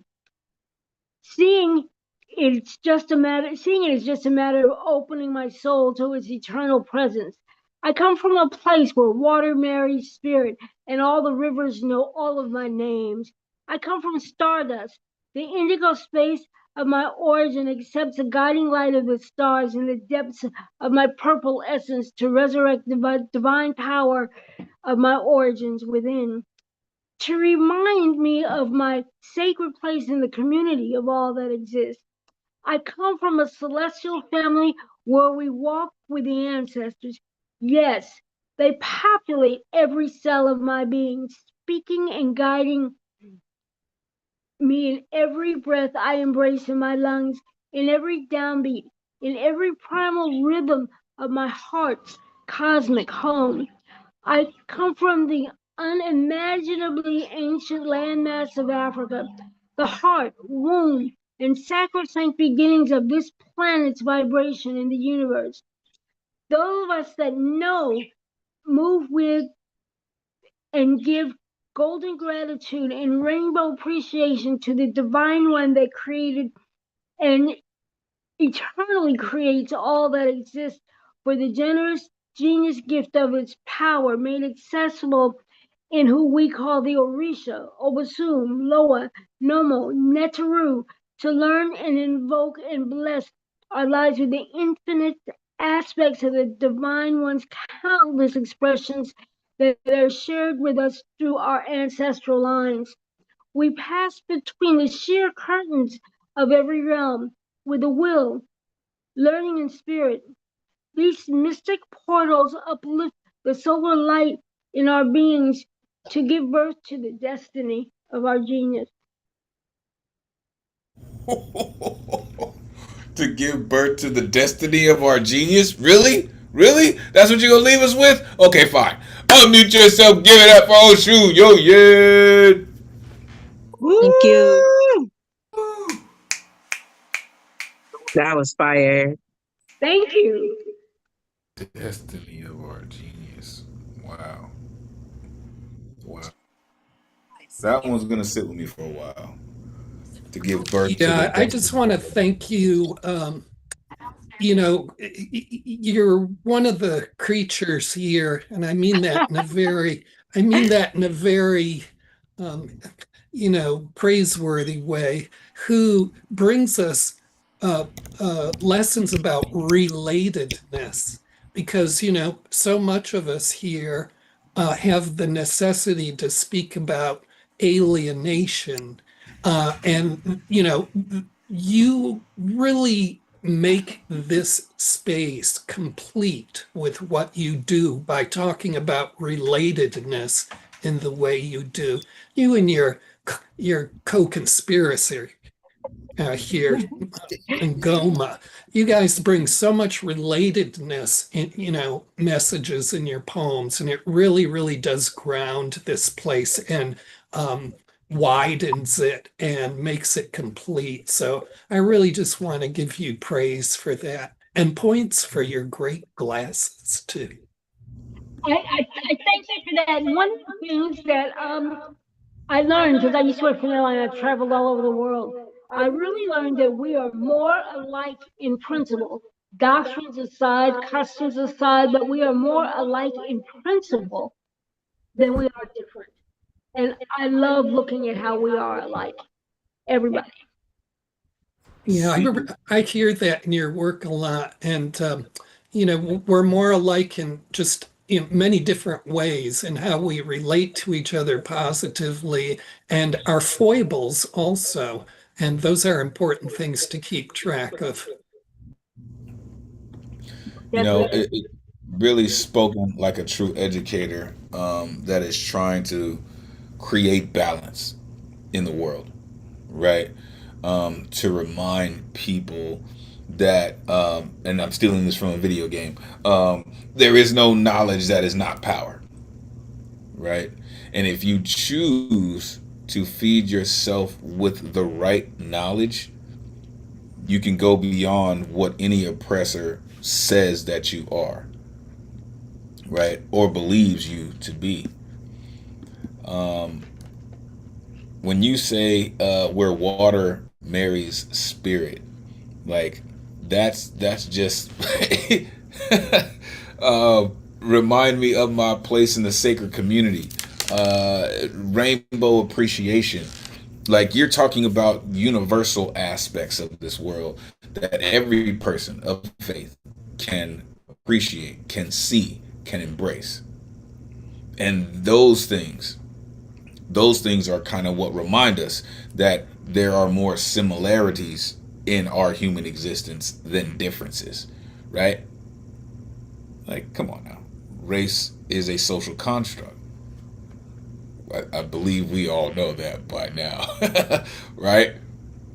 We are more alike than the people who created these social caste systems would like us to believe.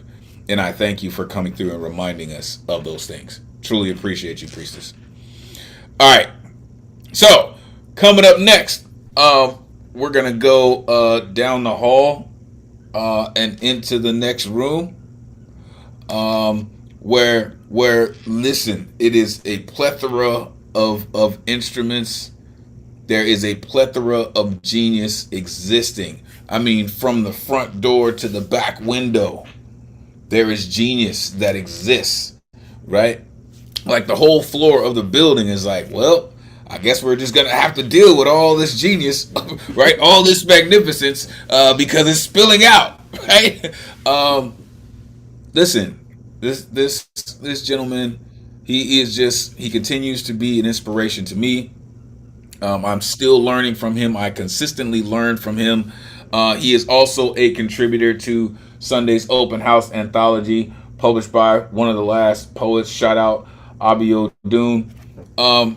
I like to call his sets an experience, right?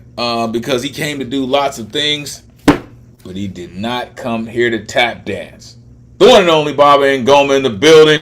Let these folks know where they can find you. Always great to see you. God, please take it away. What's up, y'all? I decided I was gonna do the 30-30 this year. I've done it like 7 years in a row, but I haven't done it maybe the last 2 or 3 years at least. But anyway, here's 2 poems from it. This first piece is, I'm doing 2 pieces. First piece is called The Empire Surrenders. The Empire Surrenders. It's April 1st. The biggest joke is Trumple Skin Thin says the never united snakes has the best army in the world. He wants to make America great again. But his story does not support lies. Truth be told, America was never great and has not won a war since World War II, as the Mujahideen has Israel waving the white flag. And we know Donny Boy is lying because his lips are moving, while the price of gas soars high enough to bankrupt old Gory, and the price of food skyrockets to oblivion. Kissing Putin's ass only has his buddy Ben hiding in a bunker as Israel goes up in flames. The cost of ignorance and this April Fool's Day is not a damn thing funny, cause ain't nothing going on but the rent.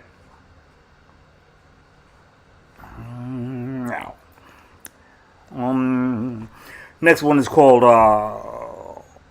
wait a minute, sorry, yeah. Here we go. The New World Disorder.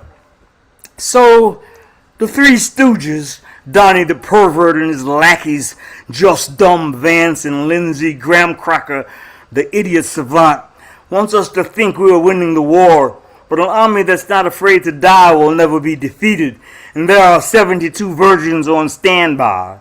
All the ports are on fire, and the Marines are threatening to conscientiously object, because east of Middle is on fire, and there's not enough folk pissing to put it out. Oil is over $150 a barrel, replaced by the wine, and the bunkers are full to the brim. Trumple Skin Thin is lying because MAGA won't tell him the truth, scared they won't get reselected, and jail is the only meal on the menu as orange jumpsuit manufacturers work overtime.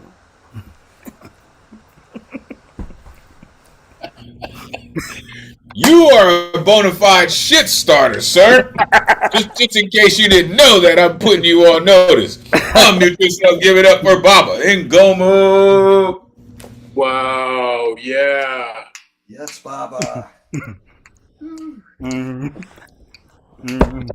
Yeah, there's got to be a word or a term for somebody who's an anti-gaslighter like you know, who snuffs out the illusion. We got to come up with a term for that, because you know you're so supreme in doing this, and you know you really this lesson you taught me tonight, or you reminded me of, is resistance and awakening is fun and joyous, right? Hey. And ridicule is one of the most dangerous weapons a poet can wield. You know, it's like listening to you, because if I was going to compare you to somebody here in many ways at a different end of the spectrum, I would look at Ike, right? And it makes me want to say, God, it would be really cool to hear a collaboration with Ngoma and Ike when they both get on the satire train and do this ridicule. That would be so cool. I would have to agree. Simply because when these gentlemen do what they do it from a place that most of us have no idea, right? Listen, both of these poems. So shout out to the guy for taking on a 30 for 30 challenge. And he said both of these are new shit, right? So like listen, you have no excuse. No one in here has any excuse for not writing, right? Because the guy said, I'm doing it. After a while, I'm doing it. You said the never united snakes. Come on, man. America has never been great. You know Danny Boy is lying because his lips are moving. Golly, man. Ain't nothing going on but the rent. If y'all don't know that's ode to a song. You got to have a J-O-B if you want to be with me. Yeah. Just work, man. In the second poem, you said all the poets are on fire. Oil is over $150 a barrel. If you don't know, man, trust me, there are billionaires being made every day on that stock market. Make sure you plug in. Right. Look, Alan Gary is on it. I'm telling you, he's already on it. Appreciate that, man. Appreciate you, Baba, for all that you do, sir. Please continue to write that. I look forward to all of your 30 for 30 poems. Truly. All right. We have 5 folks left on the guaranteed list and 2 on the good luck round, unless one of the artists that is on the list who's not in the room comes through. So, coming up next, going back to Cali. This gentleman right here, man, has been rocking with us for years, man. I absolutely love his style. He is just so absolutely real. Life has come at him in so many different ways, man. But he did what I've said many, many times, and he's pushed it all into poetry. Why? Because poetry can take it. And he is living proof that poetry can take it, and you still come out standing 10 toes down for your artwork, and it's still one of the dopest around, man. The one and only Abraham Kimani in the building. Come on, man, let these folks know where they can find you. Great to see you as always, man. Please take it away. And thank you, everybody, for being here.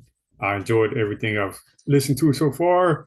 You can find me on all platforms: Facebook, Instagram, Abraham Kimani Sr. I got 2 for you. This first one is called Motion of Appeal. Before the clock struck midnight, the devil in an ice dress gave the trigger a hug, set 3 bullets free to invade Keith Porter's sacred temple, permanently turning off the hands of time for partaking in a New Year's American ritual of shooting straight for the stars, praying for many trips around Earth before riding off into the upper echelons of the ancestors. His request to naturally age out of existence was riddled with holes. Outside a Northridge apartment complex, a motion of appeal is written in innocent blood. Brian Palacios denied God the right to be God, to claim life on his terms. May justice seek vengeance for this grave offense, make an arrest, file charges, set up a trial, reach a guilty verdict, hand out a sentence of life for taking life, bury the pig alive in a prison yard before his soul is deported to an everlasting place of torment. Let his eternal squeals fall on open ears, dancing in celebration to the music of victory. And the second piece is called In Remembrance of You. Each morning I awake from sleep, rise out of bed, yawn, stretch, remove crust from my eyes, unwrap the gift of a lifetime, another day's supply of fresh air to steadily fill up my lungs. I capture the wind in my nostrils only to release tensions of oppression from the cages in my temple God did not build to be a prison. I am a free spirit roaming earth, like a tireless breeze carrying names of Black men wherever I go. Eric Garner, George Floyd, Frank Tyson, Manuel Ellis, Elijah McClain, Derek Scott. In remembrance of you, I will never forget those 3 haunting words: I can't breathe. I can't breathe. I can't breathe. I can't breathe. I can't breathe. I can't breathe. Forcefully chanted out of your mouths as a final act of resistance to being buried alive under the arms and knees of state-sanctioned murderers. I vow to spend my breathing days bringing in oxygen you were denied, to huff and puff tornadoes until there are no more heavily armed, fortified plantations with overseer pigs adorned in neatly pressed uniforms and well-polished badges, or I am blown away by death, whichever comes first. You better talk that shit. You better talk that shit, man. For real, for real, for real. Unmute yourself. Give it up for Abraham. Come on in. Let's go. Damn. Thank you. Yeah. Yeah, if you're not willing to put your life up online, then shut up, step down. I liked these, hearing you have such a great voice. I would really, it's one of those voices I would kill to have. But I liked how both these poems start out as with a bit of you're praising a person or certain things, but then these poems become a curse and you're cursing somebody with these poems. I was in a museum just a while ago, and the exhibition was all this ancient pottery and stuff, and there was an inscription on one of the pots they had translated for the people in the museum, and it was a curse, and it just made the hair on the back of my neck stand up. But your poems are reminding me how this is a very ancient aspect to poetry, and it's a part of poetry we need to not forget about. Thanks for being here and doing these poems with your really muscular performance too. I really got into the performance part of the second poem where you were just ramping up that line. I can't breathe. I would just suggest you should try doing some more heavy performance elements in more of your poems because you're so good at it. Thank you. Thank you, Paul. Appreciate it. For sure. There was something very haunting, but very realistic about, the repetition of I Can't Breathe after mentioning the brothers' names, right? Who had been suffocated. And you mentioned about breathing in the oxygen they were denied. Oh man. When you couple that with their names, with the I Can't Breathe, it just speaks to keeping their spirit alive. You know what I mean? It really is important for people to understand why their names should be spoken, why it was such a tragedy for their lives to be stolen the way they were. And it speaks to the first poem. You know what I mean? May justice seek vengeance for their grave offense, right? Written in innocent blood. I believe lots of laws are written in innocent blood. So thank you for that, Abraham. Really, man. And I have to agree with the Jedi Master, right? When you come with the heavyweight work, it's heavyweight. So appreciate you, man. Really. All right. So with the gentleman that just came in the room, we do have 5 folks left on the guaranteed list and 2 on the good luck round. Coming up next, Jersey in the building. Our resident reggaeton artist is here. And listen, this cat has got his flow locked in. I always look forward to what he has to share with us because he's so real with it. He's so punchy with his punchlines, man. And I always look forward to hearing what he has to share with us. The one and only Brian Enciso in the building. Come on, man. Let these folks know where they can find you. Great to see you as always. Please, take it away. Thanks, Elemental. You can find me at 5TH1. I changed my name on the screen here.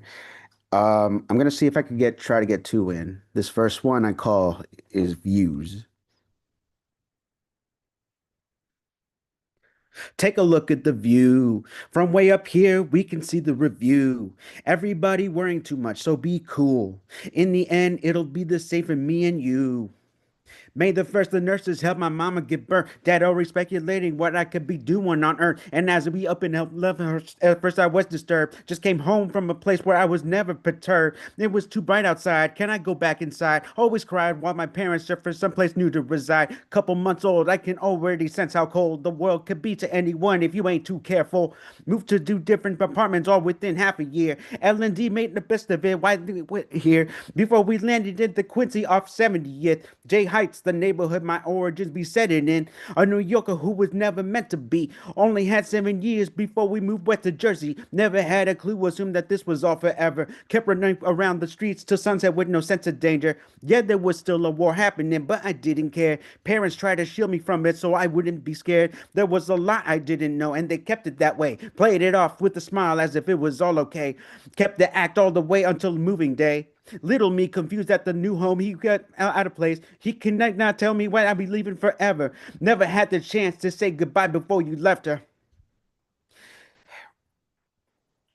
1 year on October on the second Monday, I wonder why this man got his own self-titled holiday. The founder of this country was born from a country of thrones, who sailed into the seas with her in search of other lands of gold. But Chris Columbus knew he wasn't alone in this home, massacred anyone who didn't resemble his home. But I still want the day off for Columbus Day, they say, even knowing he was only the second to lay claim. To this day, folks still swaying for their side of the debate, pretending he wasn't aiding natives trying to fabricate. Now I contemplate if what they said really happened that way. My teacher just said, open your textbook, turn to page 8. History written by the winners, forget the fallen. The ghosts are coming back. The history's all haunted. Back in the day, you definitely see me brandishing the colors, pledging allegiance and idolizing the founding fathers. I didn't need to read, because watching TV was all it took. Cowboys and Indians depicted as heroes and the crooks. Take everything at face value. No need for refutes. Very American, like apple pie and burning books.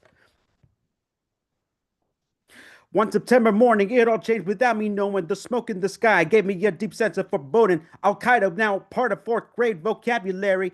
And the president showed us the faces of our adversaries. So be wary, living amongst us can be more enemies. Should be wary, or I should be joining the war overseas once I turn 18, so I could represent my country. Under the guise I'd be a hero, but on the contrary, instead, I'm feeling more like a pawn in someone else's game. PTSD and missing limbs, not worth the accolades. Unbeknownst to most of us, corruption been taking root before the internet changed the way we interpret the truth.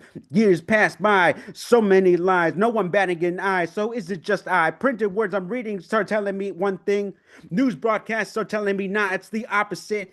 Then my folks wonder why I grew up pretty cynical, still thinking minimum wage can pay all of my bills. Meanwhile, we have waited for the next event to go through and then get blamed for it once it all ends. So excuse me if it seems like I got a little resentment towards somebody claiming our interests they'll represent. What if I still got questions? Don't bother. Just believe me, as if I was your own mother. That's the only one I got time for. Wow, man, come on, y'all. Unmute yourself. Give it up for Brian Enciso. Let's go. Thanks. I'm actually, so I think I want to let's say something like I'm working on an EP. And all right. Yeah, I'm thinking about probably releasing it on some point in May, but no, yeah, I've just started toying around with FL Studio, so I was just like, sure, why not just put it out there, you know? Why not just put it out there? Well, yeah, I just want to say, I'm so glad to hear this poem you did. You were kind of describing the anatomy of how somebody goes mad, and I don't mean insane mad, about how somebody gets this madness, in them.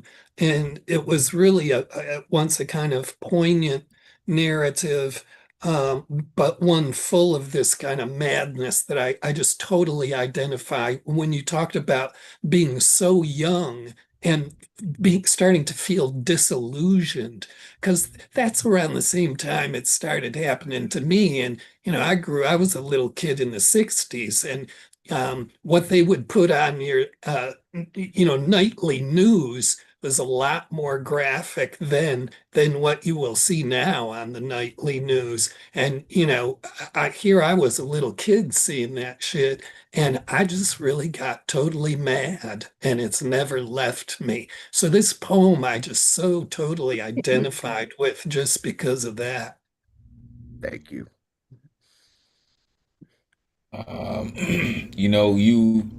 You kind of remind people that everything is not okay, right? And it's okay that everything's not okay. You know what I'm saying? But everyone wasn't born with silver spoons, right?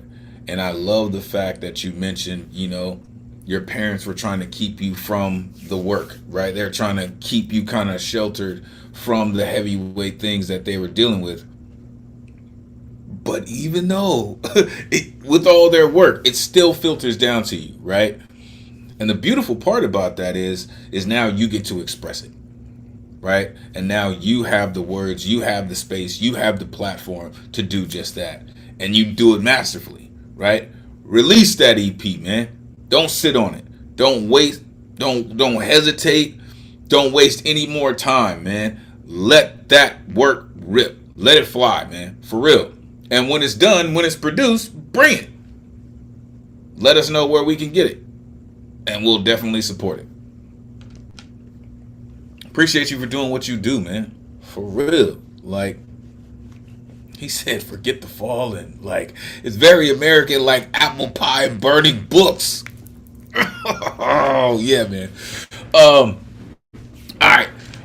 So we will keep it going. But before I do, shout out my man Joeski Sea. I believe that Joeski Sea is strapped onto a bass guitar. And if Joeski Sea is playing bass, man, that's just ridiculous. For real. Shout out my man Joeski, though. All right. Let's keep it going. Coming up next. Yo, where is that dude? There he is. This cat, man, I love when he comes through, man, because he consistently gets better. Every time I hear him, he works hard. And he writes the kinds of work, man, that you can just tell he's putting in the work. You can tell he's putting in the time because it's just constantly like, it's kind of like a Rubik's Cube, right? Every time you hear him, he's like, oh, okay, he's got another side. He's got another side. He moved this little to this, you know what I mean? It's just work, man. I appreciate every time I hear him. The one and only Principe in the building. Come on, man. Let these folks know where they can find you. Great to see you as always. Please, take it away. Well, tonight I'll be sharing two poems tonight. The first poem was untitled right now. I used to be a child with a chance to be something. Use my imagination. I went everywhere. Now I look to the sky for the answers to fill my mind.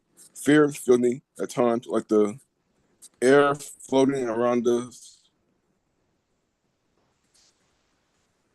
It clouds the answers the sky offers to me.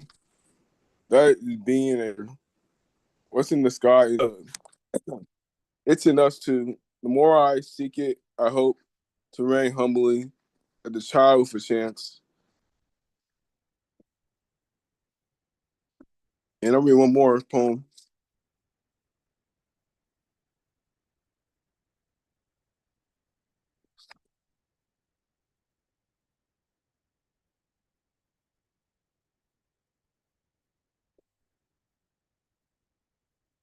I live, breathe, eat.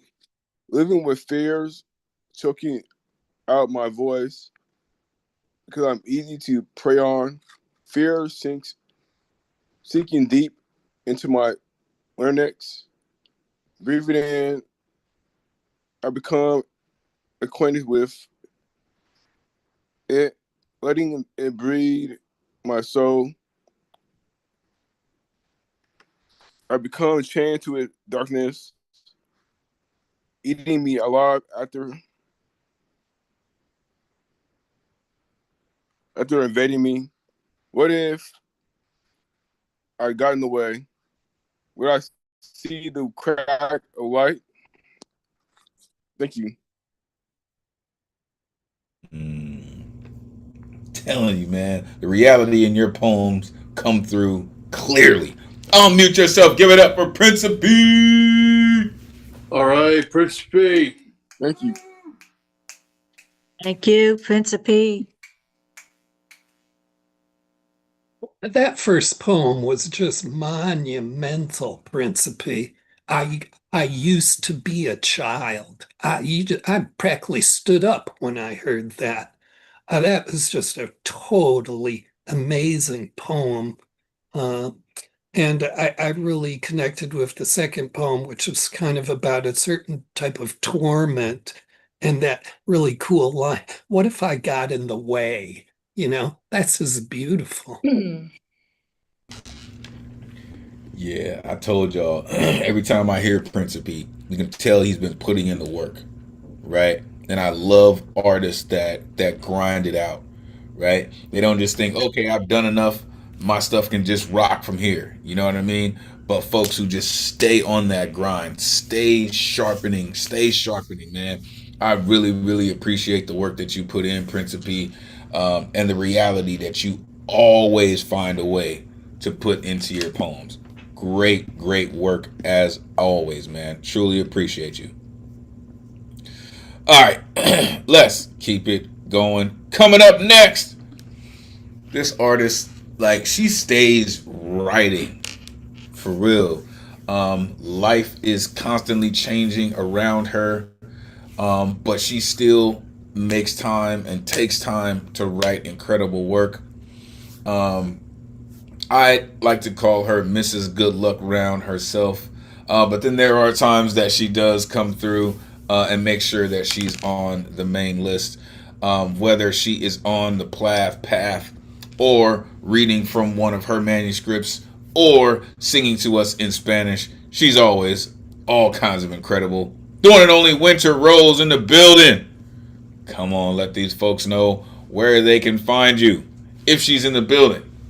There she is. Of course she is. It's always great to see you. Please take it away. Thank you so much. And I'm sorry, like my energy has not been up tonight. I'm really tired from today, from the caregiving and the realities of life, but I'm here for you all. I'm worn out a little bit, but I'm going to try to give you my all with these poems. Okay. And I get 4 minutes, not 3. So, whew, go. Okay. This one is called 4/14/20. I dictated a message to you on Facebook, explaining how much I still love you and that I never meant to hurt you. I do another one to another lover, very similar but different. Mute. I am a wrecking ball. Unmute. Fight with the husband. You are behind the barn smoking. Mute. I am are drinking. Unmute. I admit nothing. Zoom, angry, stretching out my legs now, wearing pink sweatpants and only a jog bra. Menopause hot. Unmute. You write me. You tell me I'm amazing, a good mother, sexy even for the ripe old age of 43. Mute. Oh my God, I'm so horny. You inspired me to drink harder. I've gained 20 pounds since you last fucked me. Unmute. Is Mama gonna die? No, my loves. Mama is fine. Mama will always be here for you. Mute. FML. Turn off the video feed. I am letting the children believe that I will not die. They love me as the massive failure I've am. It's fucking beautiful. Mute. Planning in my mind when to pour the wine. Unmute for telehealth site call at 3 p.m. You never wrote me again. She is so smart and composed. So, Elizabeth, how are you? Unmute. I'm fine. No, not drinking, not smoking. Video tears dripping, dripping. I'm fine. I'm fine. I'm fine. And I'll do one more because I have time, and it's called Alive Funny. Someone I know, echoes of hold on, the principle of don't let go, feels bullshit tonight. Under the soggy depression moon, lifting my chin, clefting my throat, as if death is the only thing which soothes. Sometimes take the road less. Stop in the woods. Count the flowers in the yard. Why bother? Don't make it bad. Not worse than alone. Alone, alone. Mantra of mine. My mantra of you was nothing could break us. I thought, yet. Seems I did that all by myself. Big girl self. Racked with nightmares of goth women slicing me open. Dogs, bared teeth, rip open the back of my thigh. Good Samaritans try to pry their jaws open. Release me from the thought that I failed you. Take my life. Take my heart. The gods are hungry. The women are angry. So how shall I fight anymore? Knowing tomorrow still comes. I awake, and I am still alive. Funny.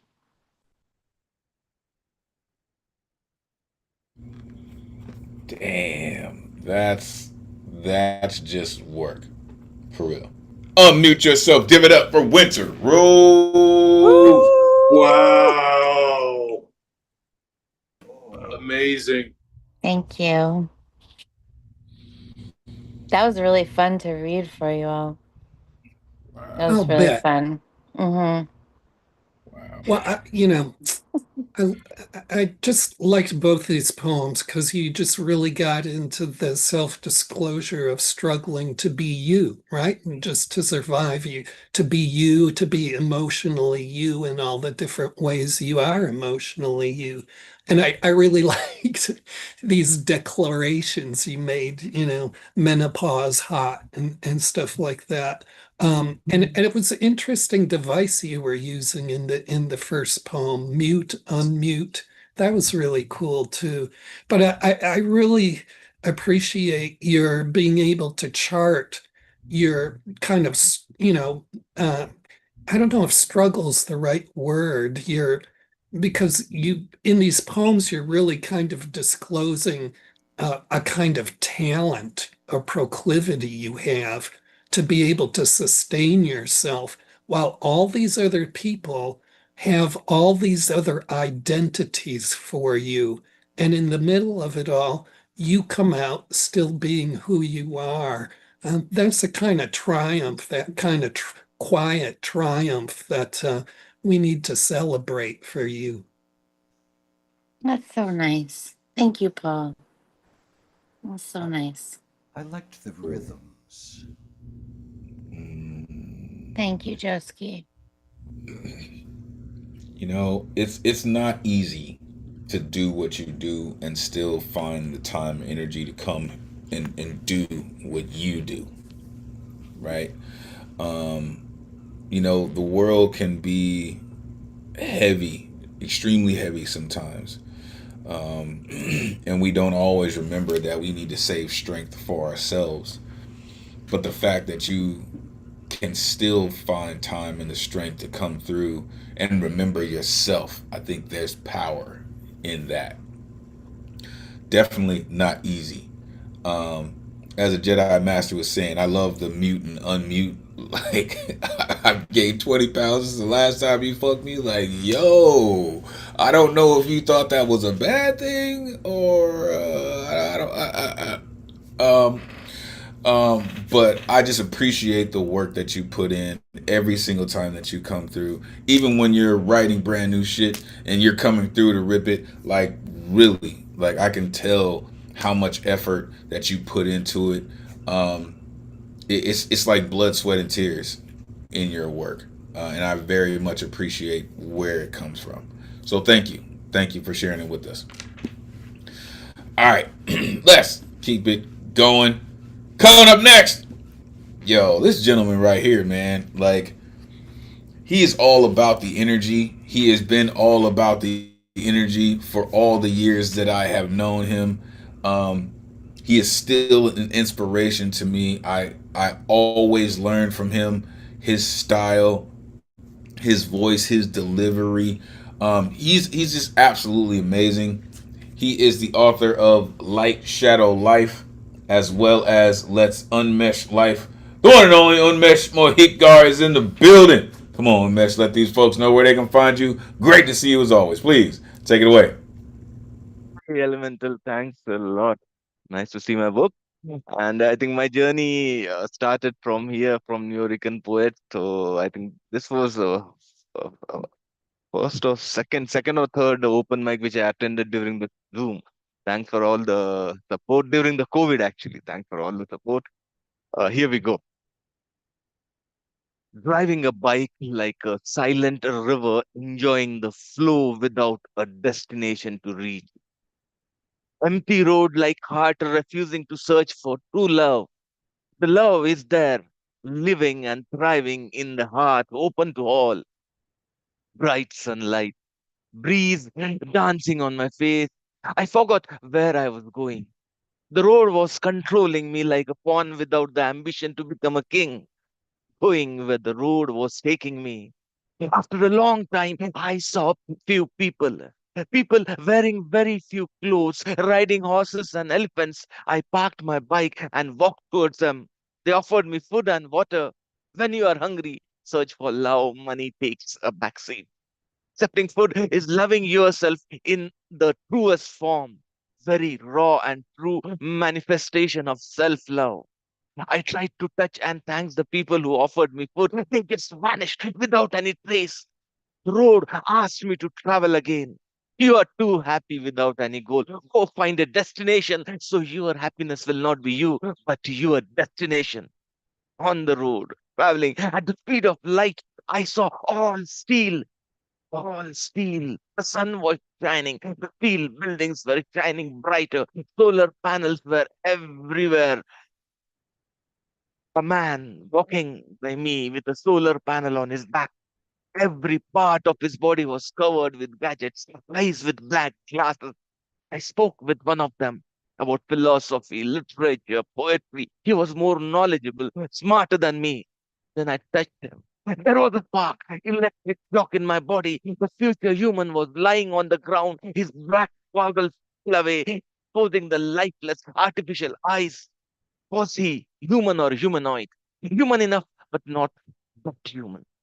We were the only species who fought battle, made path-breaking discoveries to lose ourselves into the abyss of science. I love science, but I might not be able to fall in love with a Terminator. Would it be possible for us to marry science without losing our souls? Would it be possible for us to speak with the soul of so-called non-living things? We were we were wrong about the soul and language of plants. We might be wrong about the non-living things as well. They might not be as non-living as we think they are. We don't know what the future holds. Let's hold together light what we have. Only after losing things, moment of people, we understand the value of what we have lost. Only after losing things, moments, or people, we understand the value of what we have lost. Thank you. Thanks a lot. Man, I'm telling you, your energy is just so infectious, Unmesh. Unmute yourself. Give it up for Unmesh Thank Mohitkar. you, Unmesh. All right. Yes. Yeah, that's what I call speaking with your whole physicality, and you do it in a very anchored and anchoring way. So it's always good for me to hear your voice, because that's, I remember 2020, 2021, when you were one of the habitual people here, and so I kind of miss hearing you more regularly. I like at the beginning of the poem, it was really dreamlike, and you set up a kind of the metaphor, about the road. and is such a great symbol to be working with in a poem. But this was more than this kind of, random road trip. And your poem brought up the theme of your poem to me was this kind of thing that goes beyond that. And it was kind of more about a question about, well, what exactly are we doing on the road? Love that. Love that. I mean, as soon as he said he passed a man on the road with a solar panel on his back, I'm like, yo, like, what is he powering, folks? Is he trying to power himself? Like, yo, just the imagery of that. Just the imagery of that. Like, I can't say I've ever seen that, right? He said, like a pawn without the ambition to become a king. Come on. Come on, man. Would it be possible for us to marry science without losing our souls? Oh, I don't know, Unmesh. I don't know. Because listen, if someone doesn't have their digital device on their side within arm's reach, trust me, they are in a world of hurt. Could it? I don't know. That's a rough one. It's a rough one. Thank you, Unmesh, for doing what you do.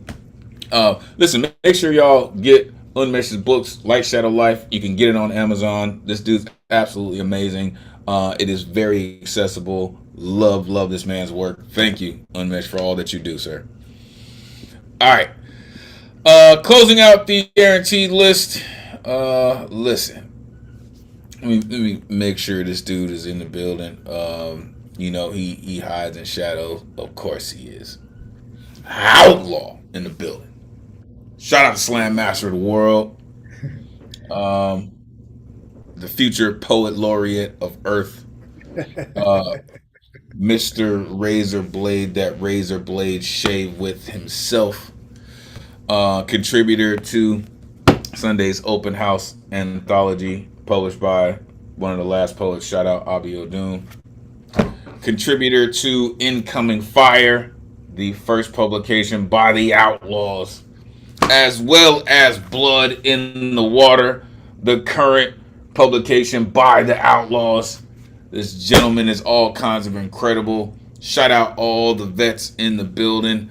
Prepare yourself, man. Make sure you strap in. Make sure your hands and feet stay inside the car at all times. Do not reach outside the box because you may lose a limb. The one and only CPMaze in the building. Come on, man. Let these folks know where they can find you. Always great to see you, folk. Come on, man. Take it away. I can be found at on Facebook or IG at CPMaze. Make sure you spell it one word. Shout outs to Nemo. Here's a triptych. I'm a Titan's loose tooth underneath a toddler's pillow.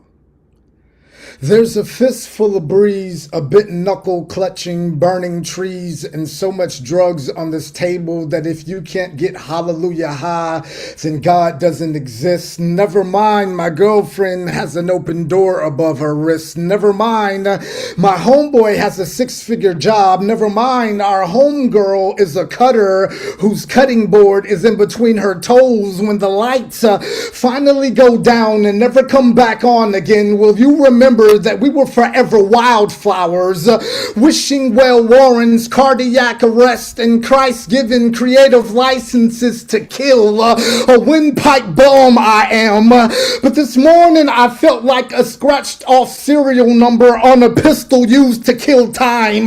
Felt like a wisdom tooth riot in the doctor's office. Felt like I feel like sometimes I feel too much. I know it feels like hell down here, kind stranger. danger. You can tell by how much kerosene shadow karma still smells like gasoline speech and a slight hint of heaven. I need an Uber right now. I wrote and rode a metaphor out of hell this morning, knowing damn well I could always be edited back in that bitch before supper time. I retired an ashtray angel. I am a windshield wiper that won't work. I am having to hand wipe these tears from my glasses. I am. You can save all of the Amsterdam, the Belvedere, the Ciroc, and all the vodka for the men as mountainly as mountains and the loose leaf ladies luscious as sexy as Taha Venus stockings. But I'm a bourbon beautiful whiskey boy. Jack Daniels and ginger got me through the rough times. Jack Daniels and ginger with Jack Daniels as a chaser got me through the rougher times. Tenfolk, if I tell you I found my divorce lawyer in the basement of a bottle, better believe I'm being as honest as every very heavy human heartfelt insecurity we cleverly hide from one another. Epic expired this poem while coping could karma tickets. Believe me when I tell you the answers to all my prayers, they don't come with bragging rights. I'm sleeping on dreams that are one awake away from being greatness. The perpetuating of most pastors are at best Jesus jokes with no punchlines. We were all supposed to try, supposed to either find the map or torch it burning book style in the silent God's name. Don't get me wrong, the deserts in my throat have been screaming, let my words go for a very, very long time. Have you ever woke up on the wrong side of your future and realized the snooze button's a corporate shirt and a Walmart tie? I'm sorry, Mr. Officer.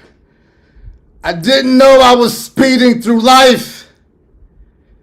Didn't know the stop sign was a car accident smile. Love, didn't know you were waiting on me to pump the fucking brakes. Didn't know I was addicted to rear-ending my own life. I prefer my passion straight up with no panties as a chaser. I prefer an insecurity that doesn't spend too much time in me when I'm not sober. I prefer women who propel insecurities over projecting them. I prefer not convincing myself I can find happiness when no one's looking. I once picked a fight with an insight just to prove that black eyes are honestly fashionable. I'm a Titan's loose tooth underneath a toddler's pillow. Poem.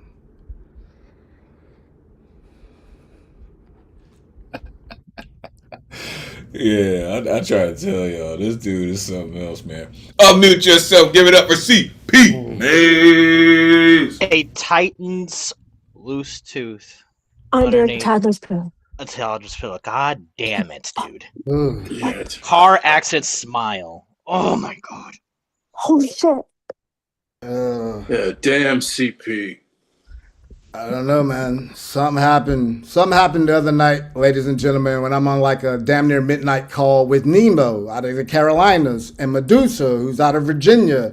And then like hop on Elemen2al and like we trade poems, and then you realize how much you love this shit you do, right? I love this. I'm so glad you do. It's a fucking blessing to hear it. So thank you. That was amazing. What a ride. Thank you. Yeah, this poem really kind of smacked me upside the head with this kind of insight from, and everybody just remarks about it constantly because it's such a key feature in what you do. But it's more than a profusion of metaphors, right? It's like a faucet out of which is coming stuff that is beyond the capacity of the faucet to have stuff come out of it. And when somebody's trying to looking at experience through metaphors so profuse, it's this really urgent need to feel experience in other ways than just the plain way that experience is being presented to you, right? It's a way to go beyond, above, underneath, or way farther, or way shorter, but to some other dimension. And it's that profuseness of your metaphors that really tells me how urgent this urgency you have to be able to feel in other ways than just plain old, simple, straightforward experience. I'll go back to what I was talking about with Brian's poem. It's a kind of madness, that becomes a real driver to your creativity. I'm always after that with what I do myself too. But this particular performance you did here tonight just really kind of clonked me on the head with that realization, how urgent it is for you to find as many different ways to experience as possible. I've just been reading a bunch of shit lately about consciousness, and a person was saying about how, this opens you up, It's like what Aldous Huxley used to say, the doors of perception open up. Thank you. I appreciate that. That urgency thing keeps popping up. I appreciate it. The madness, the craziness, I don't know, I don't run from it. I love it, I think to be average is to be mediocre. You're pretty much asking to be just like everybody else, which makes everything mediocre. So like, if I want to love in not an average, mediocre way. So I really like to feel my way through life. So I appreciate that, Paul. I'm going to quote you on that. I love to feel my way through life. I'm right there with you. I see something that's intense. I just want to throw myself right into the middle of it, Well, fuck what goes on. I mean, I'm here to experience it, and I want to be as alive as I can be. We're only here for a short period of time, so I want to get amped up with life, baby. Yeah, that part. That part. Appreciate it. It's crazy. Thank you. That cat said in another poem, I believe CPMaze said, I want to love myself with the same intensity my hate does. And listen, he does this in real time, right? Again, shout out to Slam Master of the World. He is the Slam Master for the one and only Outlaw crew, for real. Man, like, I really, really just appreciate your, like the Jedi Master said, like, your madness knows no bounds. Like really, like, they haven't built an asylum that could hold you, kind of like the Joker, right? Every time they put the Joker in there, he finds his ass out of it, right? Knowing he's the most insane cat around, but he finds himself outside of Arkham all the time, right? And that's what you do, man. Like, and I just appreciate that, man. Yeah, shout out Nemo Sum. Shout out Medusa Was Black. Shout out Jackson Riley for being on that call the other night, trading poems, man. Know some really incredible folks, man. And Maze writes lines like, have you ever woke up on the wrong side of your future? Like, come on, man. Right. I got by with Jack and Ginger with Jack as a chaser. Yeah, man, just really dope. Shout out Swanye West. Shout out the Double Dragon, man. Appreciate what you do, truly. All right, 2 artists on the good luck round. We'll get out of here. Coming up first, I just mentioned this gentleman. He is our resident micro triptych travel agent. His work is just absolutely amazing. I love the way he does what he does. And he's a one of one, man. Love to hear this dude's work. The one and only Nemo Sum in the building. Come on, Nemo, let these folks know where they can find you. Great to see you, sir. Please, take it away. All right, thank you. You can find me at nemosumwords.com. This is my favorite earworm. Mr. Cacophony has a cast iron calliope with keys of the finest polished bone. His smile is a catastrophe crafted in a calamitous factory. He has a jet black hat with a broken buckle, eyebrows made of twisted wire, and eyes that scream insanity. You can see his bare ass through his tuxedo tails as he prances up and down, penetrating the air with his baton. He's come to scrub my ear canals with his bristle brush, 100 jingles jangling in my brain. I can't keep him out because he's already in. Taken up a residency in my skull, he comes marching boldly down the main street of my mind. He sings his song about how much I suck, a full-throated caterwauling, all hours, all days, thumping like a heartbeat out of control. He pounds 2 enormous bass drums with his feet. Boom, no shower, bang, no food, crash, I get no sleep. Screech, I'm tired, whiz, I'm hurting, zip, there goes my hope. He screams at me because the day ends in Y, wants me to hate myself for all the things I always forget. How I just can't get my shit together. My pain, his inspiration, my guilt, his glory. I remember peace, I think, but not today, not now, not this week. Today, I'm at home for a private audience, strapped to my chair again, forced to listen to his aria of exquisite agony. His foul lyrics are soul pollution in sharps and flats, but the notes are always wrong.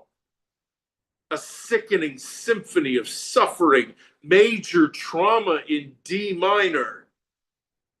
When I'm gone, and my last broken bell has rung, will he slip into the silence? Will it finally be still?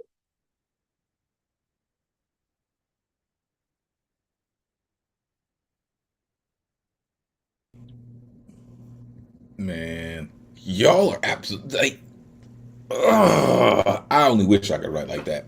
Unmute yourself, give it up for Nemo Sum. Thank you, Nemo. Yeah, Nemo. That's so great to hear you back here again, Nemo. I wanted to say something briefly about non-normal consciousness, as tricky as that may be with all the connotations it brings. But, I mean, you listen to what CP did, and just as this kind of blatant examples, and because that's what every poet is trying to sort of vibe on, right? That's what you end up creating. Even somebody who's going to talk about something in the most realistic way, just the fact that you're making a poem out of it means you're attaining a sort of non-normal state of consciousness. And we're all here doing that, and we all engage with it on different levels. And some of us, by dint of our our sort of, what's it called, neurodiversity may have a leg up with regards to that. But we're all trafficking in that. And I just wanted to point that out. We are all people who travel with a non-normal consciousness, and we're comfortable with it. That's what spooks so many people who aren't poets, right? That's where all the talk about, oh, poets are weird or poets are geeks, That's because you're not in the same mind frame as those people. Thank you, Paul. Yeah.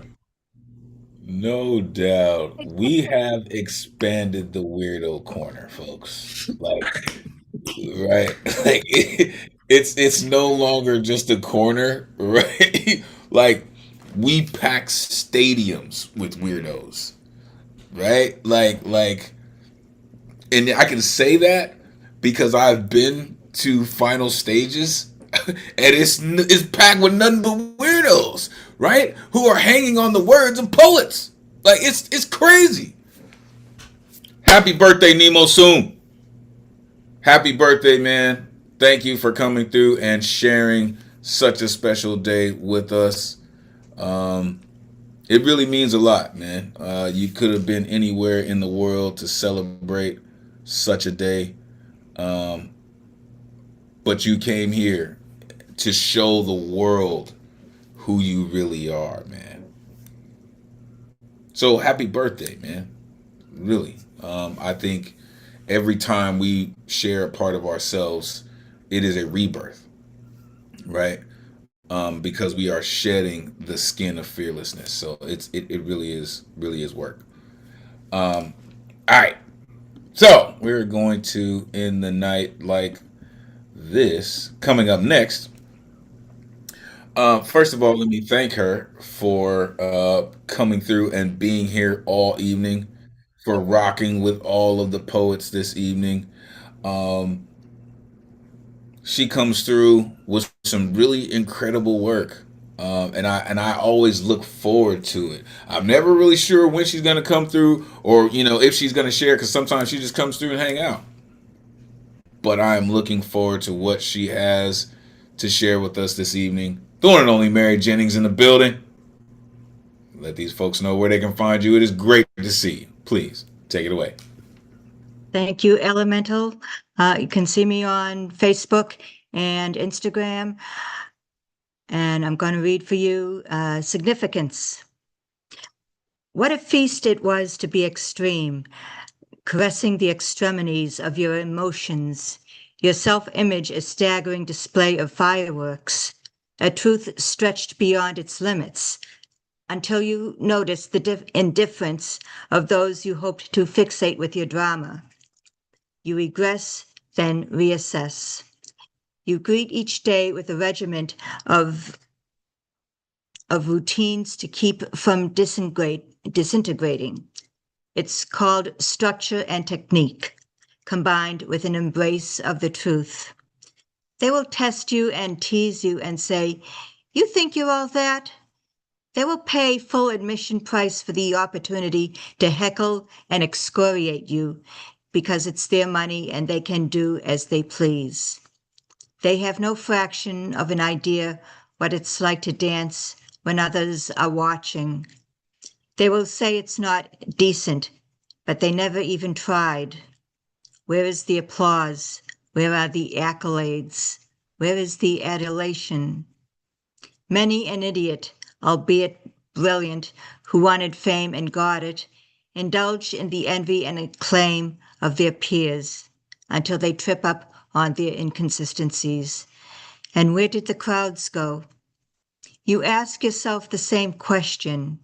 Your own brilliance was considered just nifty, but you wouldn't descend to being shifty. If you did, wouldn't you be fragrant then? The truth is no longer obvious to the wicked and the dense, being multiplied daily. Tell your truths, dance your dance, and forget significance. Adulation is a trap. Applause dies down, but accolades can last a lifetime. Significance is just a matter of perception. Thank you.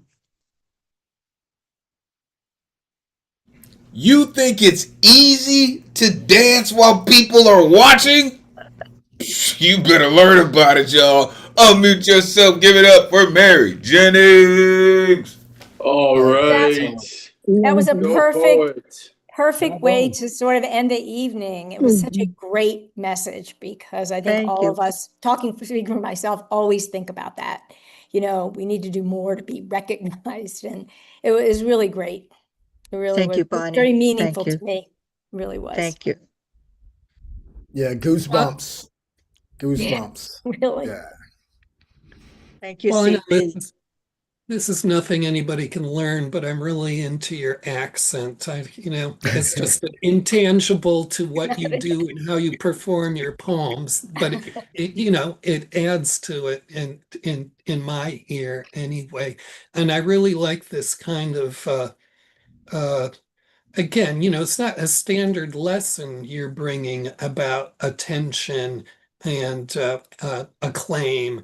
It's really a lesson about people can learn how to get these things, but nobody controls it. Thank you, Paul. For Thank sure. you. For sure. For sure. I love the matter of factness, that you add to your work. Like I said, you think it's easy. Like just that question.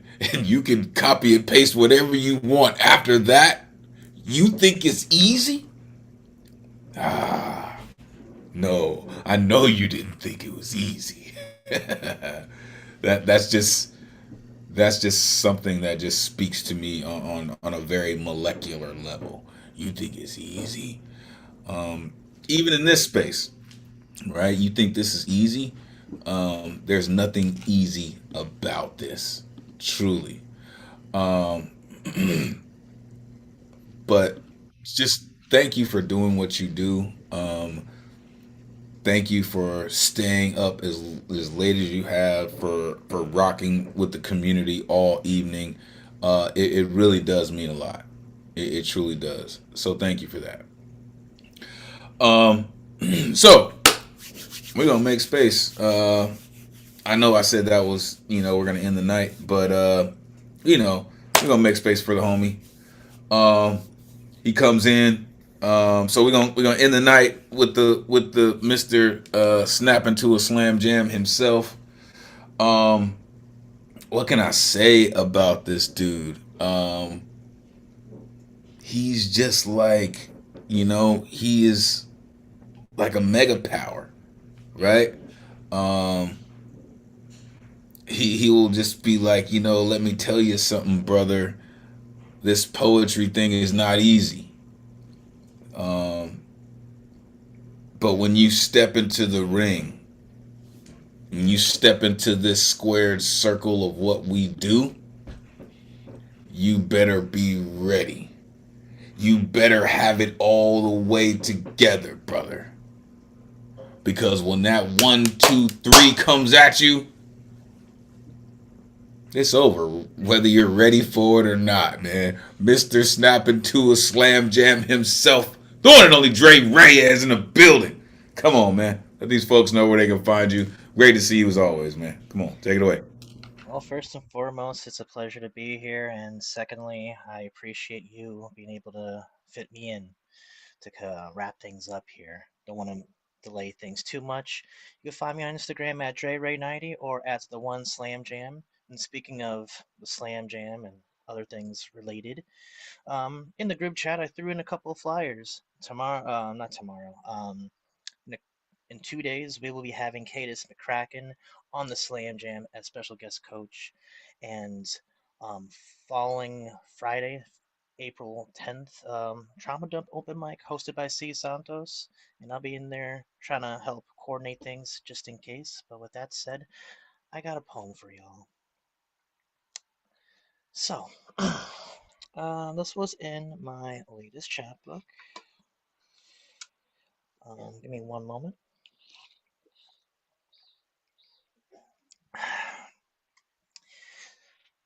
So this is a piece I like to call Home.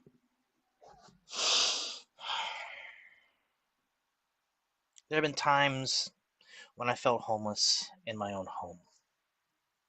Home shouldn't be a place to dread more than a workplace. Home shouldn't feel like you have to settle for anything at the cost of your core values. Home shouldn't feel like you're home shouldn't feel like indentured servitude with no breaks. Home shouldn't feel like you're sitting smack dab between two tectonic plates in constant collision. Home shouldn't feel like you're an unwilling participant in an endless game of Russian roulette. Home shouldn't feel like a noose around your neck as soon as you wake up in the morning. Home shouldn't feel like a casket that you're forcing yourself to get comfortable in. Home is not always a place, but a state of being. Home is a mental checkpoint we strive to have every day. A place to save our progress and regenerate our health. A safe space for the body, mind, heart, and soul that promotes growth and mindfulness. Home is a security blanket woven in comfort. Home is a feeling of achieving spiritual homeostasis. Home is a sigh of absolute relief. The chaos of everyday life. Home is sanctuary. Home is where I want to be, but I guess I'm already there. Home is standing here beside you, loving the passing of time. Home is walking into embrace enclosed in your arms.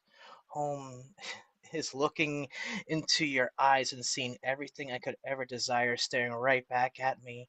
Home is the freezing of time and the blurring of everybody else's faces, because you are home to me. Home. Thank you.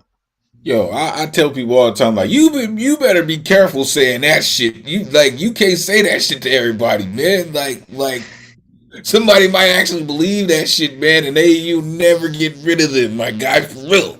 Unmute yourself, give it up for Dre Reyes. Thank you, Dre. You can't let poets on like dating sites or something. Forget it. Dangerous. Mm-mm-mm. That's beautiful. Beautiful. Get on Tinder, my friend. Dangerous. Not fair. So good. So good. Yeah, nobody should be on a dating site, period. Amen. Word. Right. Word. True that. So good. I Beautiful. like how the poem started out as a negative recipe, and I was wondering where that was going to go. And then, you got a little prescriptive about it. But I liked how the poem ended because you were just doing a kind of positive recipe about what home should be. And that was kind of let the poem off by giving a kind of tone of reassurance and balance. And I did like your performative line there too. I would always encourage you to keep playing around with that more. So it's good to hear you back here again. Well, thank you for having me. The Thanks idea for was the- I just want to be able to have like that like the yin and the yang sort of. I want to start off by having the negative by defining what isn't home and then trying to define it later on. If your voice was a font, folk, it would be called Les Sigh. The whole while you were in spitting that poem, you had this like a sigh that was giving these like epiphanies or whatever. And you were doing it so laid back and heroin smooth, right? Like you want to pass out from heroin, like in the movies, but they just lean and don't fall over. Like your Les Sigh was just like, you are home to me. Like it was fly, dude. You gotta watch the tapes back and keep doing that shit because it was fly. You're gonna get somebody pregnant. Get a lawyer. Yeah. Don't listen to Maze. Right? I told you, you gotta be careful with that shit. Don't listen to Maze, right? don't yo. Nah, it is really dope. Like you mentioned, indentured servitude. You should feel like you're at home when you're at home, and if you don't, there's a problem, right? And I just really, really appreciate the fact that you are digging into those types of sentiments, right? Because there are things that people, that people feel, but they don't always know how to express or can express. So I definitely appreciate that. The lean in is what got me, right? When you lean in and you kind of go into that lower register, right? That's why I said, like, you got to be careful doing that, right? And Dre was like, yeah, don't do that on a dating site, right? Don't do that because you're going to break the swipe left or whatever it is, swipe right or whatever. You're going to break that shit, man. Like, for real. But thank you for doing what you do, man. I know your schedule is crazy, man. So I appreciate you coming through and rocking the mic with us, man. Truly. It has been an amazing night. We are just on the other side of 3 hours. But y'all are absolutely amazing, right? And I have to make sure that I make time for each and every one of you to ensure that all of you understand the importance of your work. That all of you understand the importance of each syllable of your writing. Each pen stroke is magnificence in the making, right? Yes, it goes over time. Yes, I apologize about the time. But the world needs what we do here, right? And I will continue to stand on that. I will go down with that ship. So thank you all for being so diligent, being so fervent with your writing, with your lyrics, with your musicianship. Thank you all, really, to Paul Skiff, to Joeski Sea, CPMaze, Bonnie Solloway, Dre, Mary Jennings, Dre Reyes, Brian, man, that dude's the dopest. Nemo Sum, Alan Gary, Terry Rose Jertson, RMT in the building, and our resident descendant of the Starship Enterprise, Mr. Garland Thompson himself. Shout out Yoda. Love this dude, man. He's all kinds of incredible. Thank you all so very much. So very much for doing all that you do. For being a part of this incredible work that we do. Shout out Yoda. Really. Thank you all so very much. Make sure you plug in with all things New Eurekan Poets Cafe. Get yourself some merch. Represent in your part of the world. It has been an incredible night, y'all. Make sure you are being diligent in National Poetry Month. Take up the 30 for 30 challenge. It's been amazing. We're going to end the night like this. Until we meet again. May this energy we conjured this evening supercharge the rest of your week. Take this power. Inspire others. Energize creativity as we all hope to do through the spirit of Miguel Agarin. Your voice is appreciated, necessary, and always valuable in this space. Thank you for sharing it with us. Never forget, cowards get buried here. We reclaim our strength through our fearlessness.